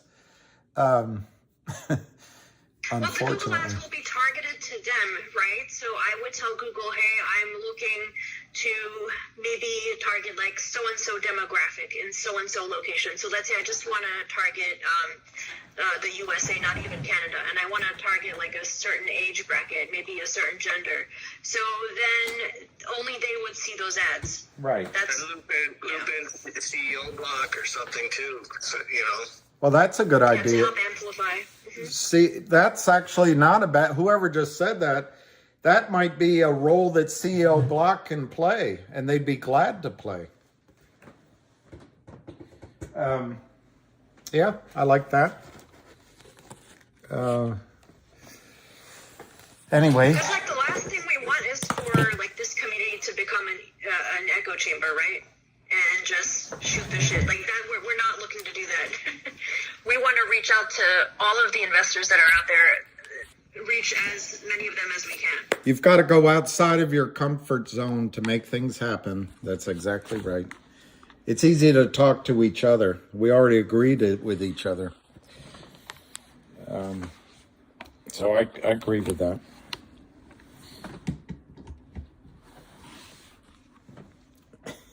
Are you there? Did I turn you No, off? I'm absolutely agreeing with you. I'm just sending out the emojis. I like this plan. Thank you, William. Well, and, I'll stay in touch with you in the DMs as well. It's one idea. It might, let's see if it works,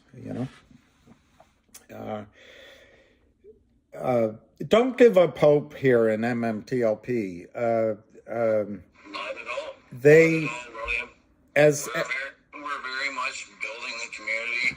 Every day we're trying to network with more people.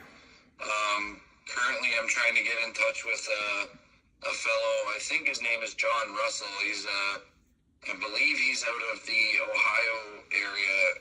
He's been talking about the train derailment, and he's also been mentioning there's actually a video in the nest. I don't know if you can see it. It's you know what? I'll DM it to you. He mentions Wall Street, and so I'm trying to get him in touch with him and have him come on to one of these spaces. does he go so we can by, chat. oh, no, just, yeah, that'd be great to get him on. We don't want to get off on that subject, but it's really odd, all these events happening around our country all at once. Well, what I'm trying to do is bridge the gap. But a lot of these things come back to Wall Street, right? A lot of these issues come back to, like he says in the video, like these hedge funds will want to profit at any cost, whether, you know what I mean? Like whether or not, trains or train cars are being fully inspected. I think the gentleman in the video mentions that they used to be 3 minutes per car and they dropped it down to 90 seconds per car. And so it's one of those things that caused this catastrophe. And so these people that, were involved with like the inspection company and stuff need to be held accountable.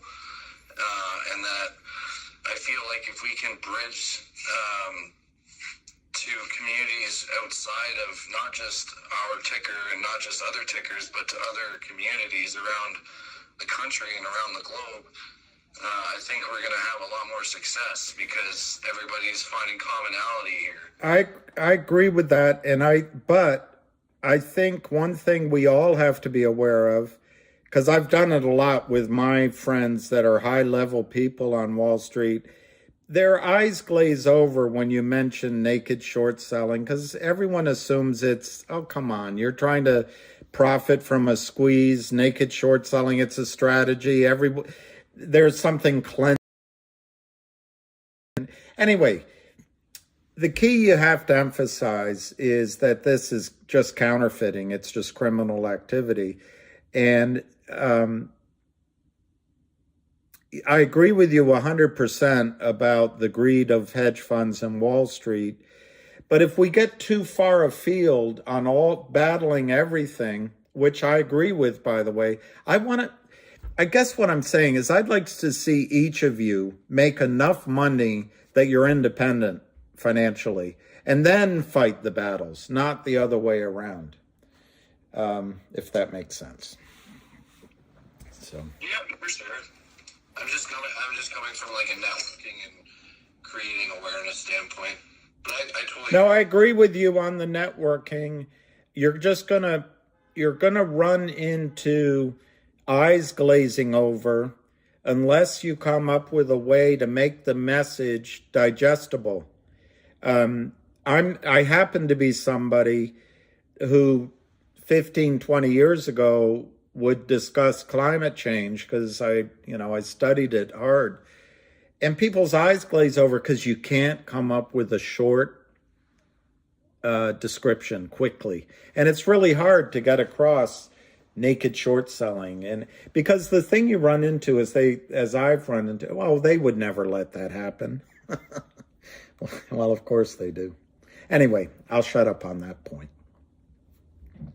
Well, it just comes back to what I said, William. It's just market-wide fucking corruption all over, and it's, do you want to put your money into that? That's what we gotta, I think, focus on. Is it's just market-wide, and it's, what's the point? When I got in the business, it's not that I'm that old, but I'm old enough to remember when things were different. And all I can tell you, I had to cold call for clients, and there was a generation of clients because there were elderly people, so I got to meet a lot of clients who just gave up on the market for a generation. And I think that's what's coming. I think people are going to lose faith in the United States markets. Well, the one thing you said earlier was, how it's all computers and they don't know, or that's how it all gets missed or whatever. But I don't buy that, William. Like, what we're dealing with right now is Madoff 2.0 with Harry and Gensler and all the rest of them. Like, it's just, we knew about it 12 years ago or 2008, whatever, and nothing changed. It was supposed to change, but nothing changed. They just ramped it up. Gary, I gotta cut you off there. This is not 2008 anymore. We have ways to communicate and share information. Like I said earlier, there's only so much longer that they can keep trying to sweep stuff under the rug. Okay? I agree. New technologies like share intel, right? Yes, it might take time, but once it's brought out into the light, there's no hiding it anymore. And they know it's coming, and this is why, honestly, in my honest opinion, this is why they decided to start developing blockchain in the 90s, because they knew that this was only going to last for so long. And okay, in chess, you're thinking many moves ahead, and they have to transition, right? And yeah, you know what? With GME, with AMC, with all these, this oversaturated short market, I'm sure they saw this coming, and they have figured out a way to adapt to that change. And I think they've been using Bitcoin and testing software to test algorithms so that we can have this change. Because, like, look, man, what did Bitcoin list at, and what's the all-time high? To think that an asset can't, like a stock chart, can't do something like that is, it's absurd. Of course it can, of course MMTLP could have hit my limit sell. Of course it could. But these people don't want to pay that because they just, they hit the nuclear button, the U3. Yep. Right? Because once we were winning and we were about to win, they just, they knocked the whole chessboard over. Well, they have it all, they being a certain cadre of Wall Street. My point previously was that the majority of Wall Street people don't even know this goes on. They're asset gatherers anymore, and their back offices, is my point, don't even know. So you guys know more than most people. However, I agree with you. Let's just think about it. There's no buying in these stocks. There's no research in these stocks. There's no institutional buying. If you move your account to a big brokerage firm, they're going to tell you to sell it. There's the only way to even it up is if somehow you had a reg buy to counteract reg show, so that you could buy stock with endless amounts of non-existent cash and promise to deliver it in 34 days. And then if it doesn't happen, promise again. They have it rigged. I agree with you 100%. And the only way to end it is to settle the trades, as the hamster says. Absolutely. All right, we're going to roll to some hands. Guys, I'm really sorry for making you wait so long. I do believe Ladorsky was first, and then Howie, and then Paladin. Ladorsky, how are you, man? You have any questions for William? Yeah, thank you for allowing me to speak at this time. I don't want us to go back too much to HNRC, but some of us, it's a confirmation right now that when we hear FINRA, just run away. Anything that will involve FINRA or the regulator in the outcome of whatever ticker, just run away. Because right now the playbook of FINRA is that they will not even allow it to get to the point that is approved. In the case of HNRC, I bought it. I sold some of my tickers that were 80%, 90% down. I sold it to go and buy HNRC because it is confirmed. They have a record date, they have a distribution date, and the company has been announcing it since September. But as I speak to you, 2 months going, FINRA has not approved that the stock dividend, because it's supposed to be a stock dividend, $1.75. That is 175 cents. So what is going on is that FINRA they now have a playbook, in my own opinion, that they now have a playbook. Any company, either it is from the CEO block or anything, that want to go private or that want to do anything that will showcase that there are so much shots, illegal naked shots, they will not approve it. That's what's going on with the NRC now. I don't know. William, maybe you can speak to this. Again, before you go ahead, I want to ask you, before a company go ahead to make a PR that we are going to issue dividend, are they not supposed to approval from FINRA before they do that? Because it's affecting lives, it's affecting so many millions of dollars there. Well, your second question is a good one, but public companies are in a bit of a trap. If they're going to talk to some investors about what they're doing and they're going to seek approval, they have to make an announcement so they can talk to all investors. And it's a relevant issue to disclose before the final approval by the FINRA. So I think the company did the right thing. Secondly, I would just point out that FINRA just got their hands burned by MMTLP, and this young lawyer, Jessica Hopper, I don't know if she was fired, but I would imagine there's some trepidation to be much more careful about approving things. I don't see a problem with approval of this distribution. This is a company distributing its non-core assets into, I think it's DWIC is going to be the symbol. I can't remember. WDHI. Okay, there you go. You know it. So there should be no problem. I just think it's been a delay. That's all. I don't think they're going to say no to it. In the meantime, what I agree with you, it is causing pain in the underlying stock. They're driving it down to 9 or 10 cents. But I think the company will snap back. I don't know to what price, 20, 30, 40 cents. So let's look at it this way. Just be patient with me. Okay.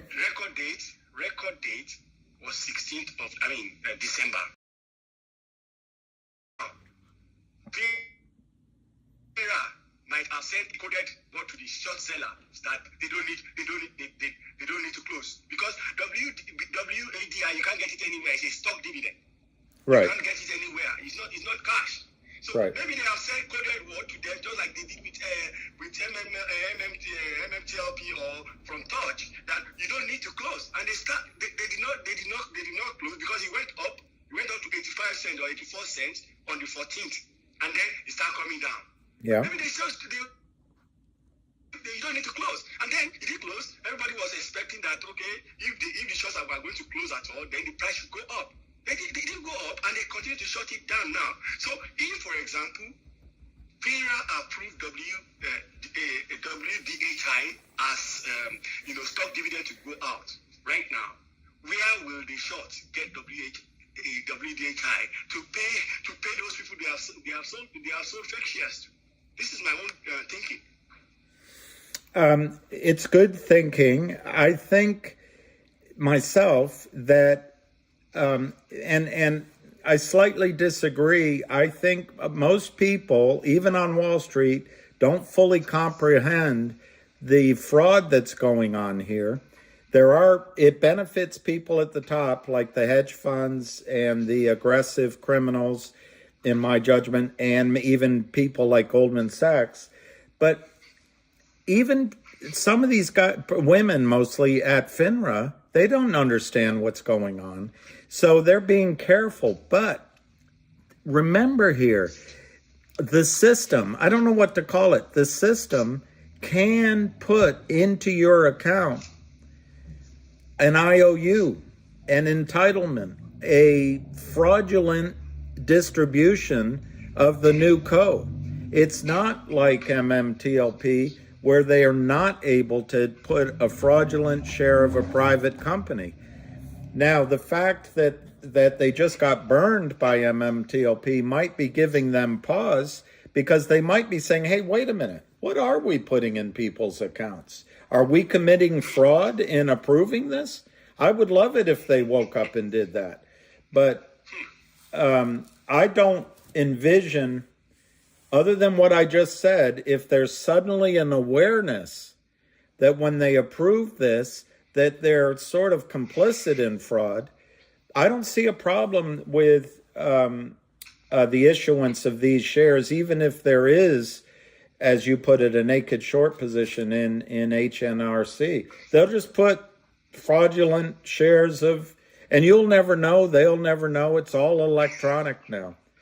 So I don't think they're going to stop the distribution of DWIC, whatever the symbol is, I forgot. But remember one thing, you're lucky you didn't sell your shares yet because the distribution is so large. There is a rule, and I'm using all my computers right now, so I can't pull it up, that if the distribution's over 25%, they can change the record date. The rule was that if the price of the special dividend is 25% more than the underlying stock's price as at record date, then you cannot sell your shares until 1 day after the distribution date. Yeah. Okay. That's the rule. So you know it. Okay. Yeah. They got a loophole for everything. Anyways. Yeah, and everything's in their advantage. And remember with MMTLP, they're trying to convince you that I heard a couple of people trying to convince you that they can unwind this as if you did something wrong. You did nothing wrong. The companies did nothing wrong. But they've been criming. I don't have enough vocabulary. They've been criming for 2 or 3 years, 5 years. They've been taking money out. Now that they're in trouble, they go to the regulators to stop you from benefiting from what should be laws of supply and demand coming back and biting them on the rear end in a free and fair market.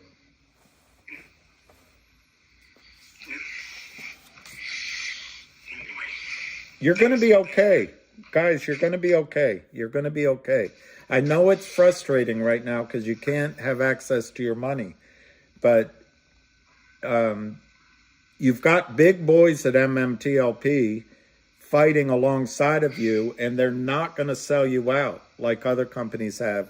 In the case of HNRC, I think this guy, I've never spoken to him, but I think he's a financial wizard, and the stock right now is worth, according to him, obviously you've got to adjust it for that, $1 a share. So it's out of whack.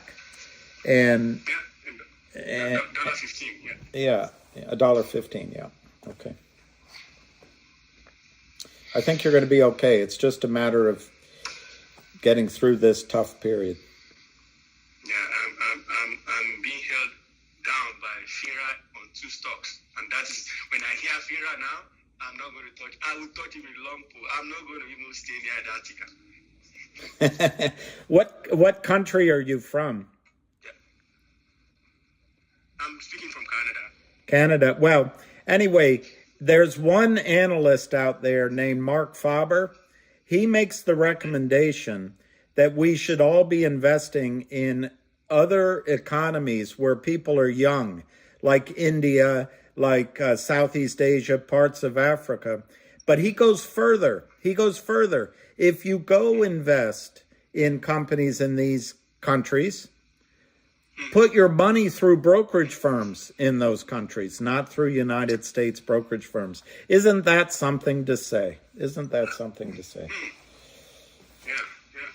you're right. Yeah. Paladin, go ahead. Thank you. Thank you, DC. William? Yes, sir. Can you hear me? Yes, sir. Good.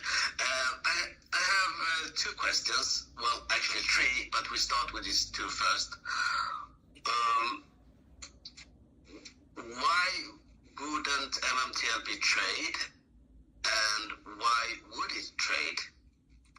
Do you understand my question? Yeah. Is that 1 or 2 questions? Well, that is actually 2 questions, because one is why would they let MMTLP trade, and the other one is why would they not? Well, in broad predicate to my answer, there's a lot of lawyers involved. I'm not a lawyer, but in my experience, in situations where I've been in financial situations, big and small, with lawyers, they always want a release. And the further you go down the path to a solution, it's my judgment that lawyers want their clients to be released from further potential harm from lawsuits. I don't see how they can do that if they allow it to trade. That's one of my answers, that they wouldn't allow it to trade. One of my answers that they wouldn't allow it to trade has an answer, but I'll start out. How do you do it? You can't go back and recreate the potential short squeeze. How do you allow it to trade and allow further selling of shares that don't work, or day trading of buyers? They're not going to allow that. There is an answer to it. The answer is you do allow it to trade, closing only closing transactions, and you allow it, and you give it a new QSIP number for that time only. Is it 1 day? Is it a week? They can do all that.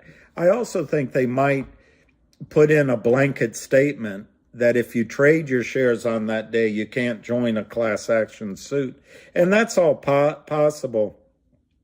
But my biggest reason why I'm worried, and I give it low odds they'll allow it to trade, I could be wrong, is just the lawyers involved. It's just too many lawyers, and it's too much time.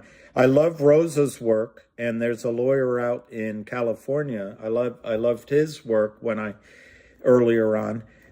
She's focused on the opportunity costs and the damage to you of not allowing the stock to trade, and I think that's brilliant. But I think it's far more likely that the system, if we can call it that, is going to want to contain this issue, which works in your favor as well, by the way. They want to get this done soon. They don't want it to last beyond the first quarter. That's my judgment, because it's right now it's in the sort of, if you can conceptualize it, if I can use this word, it's in the error account. And you're not supposed to trade errors. We were always taught, don't trade an error, just cover it. So the instinct of a lot of broker dealers, not all broker dealers, are on the side of the ones like TD, I think it's TD Ameritrade, that has the biggest risk here. I think that's who it is. They want to solve the problem and move on with their life. So FINRA's getting phone calls from broker dealers that only have 500,000 shares on their books, or 200 or 5 million. They just want to buy it in and get on with their life. So there are people out there that want the trading, but there's the big prime brokers and probably the DTCC and other brokerage houses saying, we can't let this go because it's going to be such a massive problem. So there is also an incentive. Let's come to a settlement. And I'll tell you, and I think the next settlement idea will be, right now the criminals, although I understand there was some real selling as well, the criminals got the price down to $297 or $287 the last day of trading. That's the price that everyone can work off right now. I think the next data point will be what Roth Capital is able to sell 40 million shares for. And in that dynamic, Roth Capital will go out and try to fill their order book. They'll get soft indications of interest and hard indications of interest.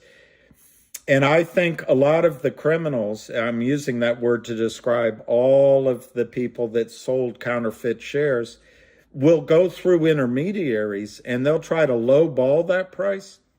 But on the positive side, the guy that runs Roth Capital, Alex Montano, is a friend of mine. He's very good.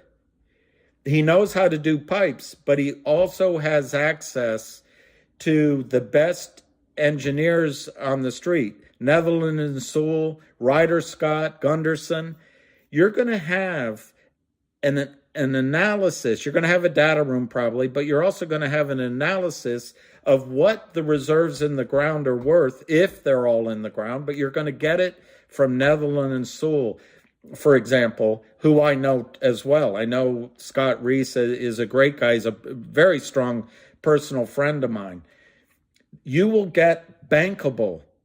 What I mean by bankable is when Netherland and Sewell, if they choose them, when Netherland and Sewell does its reserve report, you could walk into Chase Manhattan, or you could walk into JP Morgan, and you could borrow against a reserve report issued by Netherland and Sewell. Now, if that number comes up with, I'm not going to even try to make it up, you're going to divide whatever that number is by 200 million shares, because you've got 165 million plus 40 million being issued and maybe a little bit more inside, a little over 200 million shares. You'll come up with a number.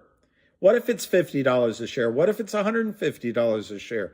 It's going to be hard for the criminals to lowball what they're willing to pay through Roth Capital.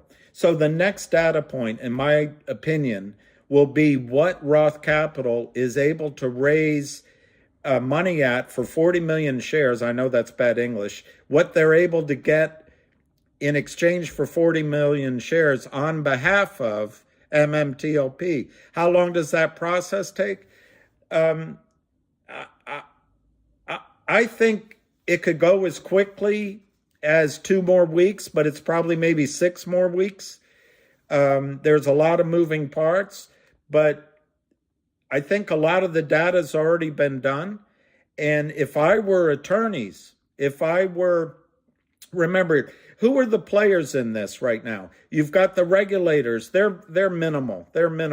You've got MMAT, who did nothing wrong. You've got Nextbridge, who did nothing wrong. You've got you, who've been harmed massively. You've got the broker dealers that represent you. You've got broker-dealers that are on the other side of failed to delivers that should have behaved better. The argument is, did they commit neglect, or did they commit fraud alongside? You've got prime brokers who cheated, and then you've got the criminals. Those are your parties. And they're all duking it out with high-priced lawyers probably right now. But none of those attorneys know what an oil well is worth or oil in the ground is worth. The only data, and they won't accept what I say or Greg McCabe says or John Berta says. That's speculative. The only data point right now they have is $2.87 or whatever it closed with on that Thursday, December 8th. The next data point that I think everyone will be able to agree on is, what is Roth Capital able to get for the shares, the 40 million shares they sell. Now, the positive of Roth Capital for you, one of the biggest risks in the oil and gas business, you can have leases. You can have a new field discovery to dream on. You can have seismic. But if you do not complete your drilling obligations, you lose your leases.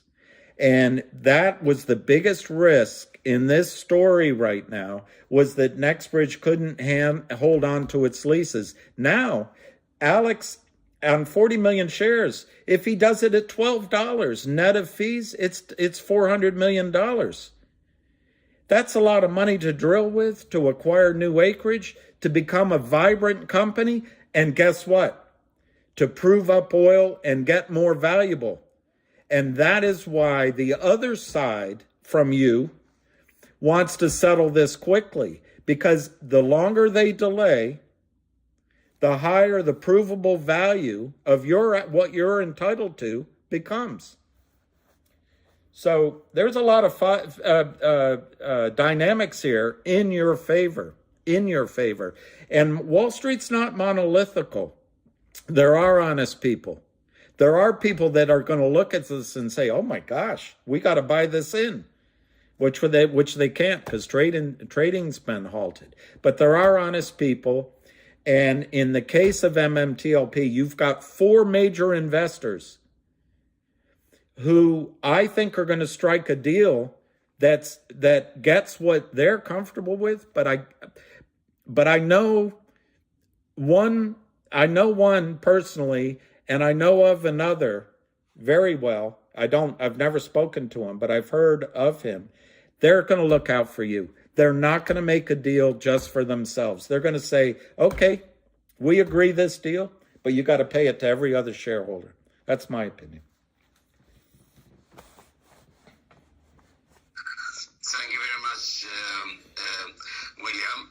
So my conclusion is that you don't think this will be trade, that there will be some kind of settlement?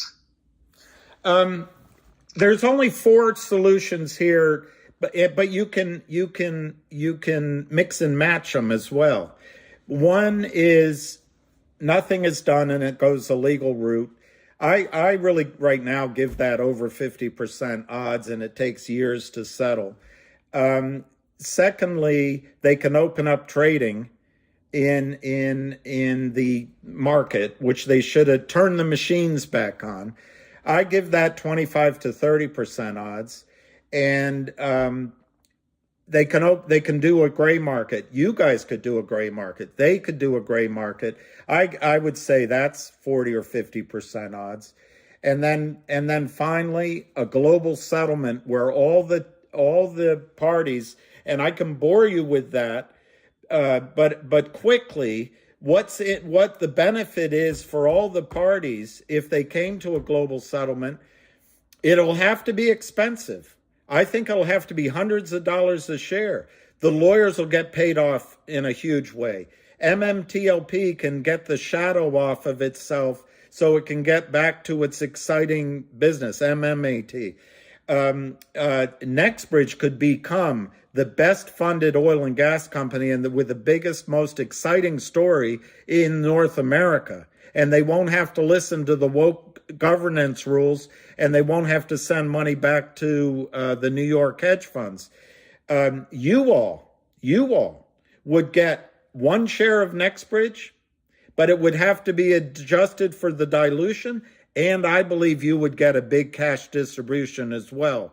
The brokerage houses would get to go, some of them would book their losses and they'd have to ante up, and they can get on with life. They don't get a lot of publicity. They can go on to life. The criminal prime brokers and maybe one brokerage firm might have to go down. But the criminals, unfortunately, the criminals give up all their money, but the criminals don't go to jail, unfortunately. They avoid discovery. But that's how I see a settlement happening, and it makes too much sense that it will ever, probably. But I give the odds of that 25 to 40%. Or McDonald, for those of you adding it up, you'll see that doesn't end up to 100% because the math was done by a woman. That's a Norm MacDonald joke. The reason I have overlying percentages, because, you know, we don't know what the odds are right now. I don't say that it won't open up for trading again, but you've got to get sign-offs from every lawyer, and that's difficult. That's difficult. Or one judge to order it. Or one judge to order it. That a la Rosa, but how do you get one judge? I'm just asking you, what if the judge in New York orders it and then the other side appeals to another judge and then it appeals to it? I don't know. It could have to go all the way to the Supreme Court. Time is in the favor of the criminals. It's just simple, and they love it to go to lawsuits. That's my judgment. Can't disagree. But not to go down another rabbit hole, and if you don't have an answer to this, I totally understand, but it just came to my mind while you were talking there. Do you see any difference between the U.S., how it plays out in the U.S. and how it plays out for the Canadian brokers? And if you don't have an answer, I get it. Like, I totally understand, but that's just something I had to ask. I don't really know the answer, but since the assets in the United States, and you're talking about NextBridge, I think that's where it's going to be relevant. But I don't know what the laws are. I never traded. I never had a Canadian license, so I don't know. Yeah, I just popped into my head, because here, you've got international brokers, you've got the Australians, you got the Germans, and then you got us here in Canada, and I just trying to figure out how it's going to play out. Right. Just right. Thinking out loud. That's all. What I think, and I don't know if one of the big holders is Canadian, but what I think is the classes are going to, and see, I don't have the formation documents of NextBridge. And you're going to argue that they only have authorized, I think, 500 million shares, so how can they issue more? Well, it's a human document. You have to get the vote. But I think you have 4 investors that are going to insist on a good deal on your behalf, and that'll carry over to Canada as well. If you're talking about damages and settlement, that's the problem, guys. My experience is lawyers paint your big rosy picture of how much you're going to make, but then it comes to settlement, and it's a fraction of what they said, and they take 40%. So you got up there, Will. Yeah. That last thing you said. I just said that when lawyers, they promise you that they're going to get this big settlement, and you go, and then there's, this big award, and then they go to settlement, and it's less than you expected. They take 40%. That's in the United States. I don't know how it works in Canada. I really don't know how it works in Canada. So it's not a very good answer. I apologize, but I don't have one. Oh, no, well, it's all good. We appreciate your insight nonetheless. No, I honestly, like, all I can say is, like, I won't stop creating awareness, whether it's, hosting these spaces. Obviously, I'm going to have to return to work at some point, and so I won't be able to hang out during the day, but at nighttime, I'll definitely still be hosting. The best thing in the crop market, Marduk. Well, Marduk, you, as my father would have said if he were still alive, you're doing the work of the Lord. And it's this awareness that's going to change the system. When I met Jeremy Frommer at the SEC, he asked everybody before he went upstairs to call it a night. He said, what one question, if you got on television, would you ask? And I have one question. What's in my account? What's in the account? And your awareness that you're creating is going to make congressmen, senators, and others answer that question.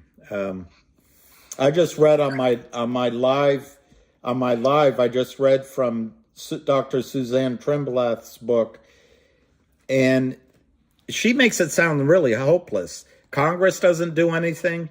The criminal justice system doesn't do anything. Regulators don't do anything. And she really comes down on it that maybe the whole system has to collapse. Her exact quote on page 6, the current system may not survive. It's not a pretty picture, guys. It's not a pretty picture.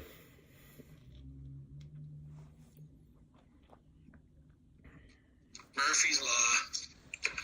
Yeah, exactly. Well, it's going to be okay, though, because of the work you're doing. And it's, in the case of MMTLP, they have to do something. They can't just, not only can they not take your money, they owe you what your contract was. So you'll be all right, I think. It's just not comfortable. It's just not comfortable. Just thank you for coming in, William, and all your insight. We appreciate it. All right. I'll sign off, and I'm sorry to have taken too much time in my answers. Not at all, dude. Will, you're not an honor. We're staying right here. Okay. Well, God bless all you guys. I'm going to go because I got to walk my dog and get back to the people on my call. But I appreciate it. I'm always available. William, I will definitely take you up on that offer to help out with the Intercom press release. Okay. So I'll DM you. Okay, Dizzy Miss Lizzie, that's fine with me. Sounds great. And William, Yeah. don't forget to DM me if you want that HNRC CEO's email. Okay, I wrote it down. Perry Dice. I love that name. Okay. Peace to all of you. Stay strong. Thanks for stopping in, Will. Have a great night. Same to you. Stay strong. Cheers. All right, I'm off of there. Is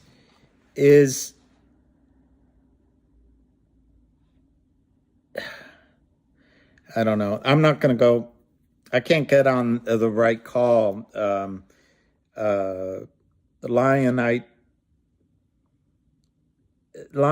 got on the wrong, somehow I got on the wrong call, so I apologize, Lion. Steve Cox, I'm trying to use my knowledge, and it's a weird thing as you get older, you don't realize you know some stuff, and I'm trying to share it, but I don't claim to have the answer to everything. All right, let's see.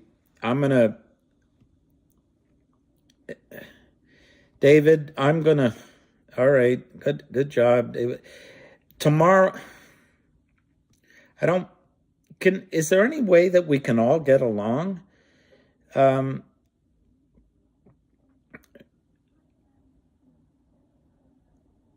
Okay, David, there's so much. David, I got to tell you, there's today, at least 25 people have told me I should take away the mod from David Lee. And I am not upset with people disagreeing with me or even making statements that seem absurd. So I don't really think, unless I got up to 10,000 people, I don't think everyone has to be blocked. Are you doing the rub down on David, on Timothy Yikes? Timothy Yikes. All right, guys. I've got to go. I've got to go walk my dog. It's 6:59. I appreciate that everyone listened. Lion, I thought I was getting on your call. I ended up on another, but I love that these guys are doing all this work. And yeah, negative Nancy's. What's this with all the negative waves? All right, I've got to, at 7 p.m., I'm going to go. I know 90% want David gone, and I will act on it tomorrow. There's always tomorrow. So anyway, peace, love, and happiness, and cheers, and more to be.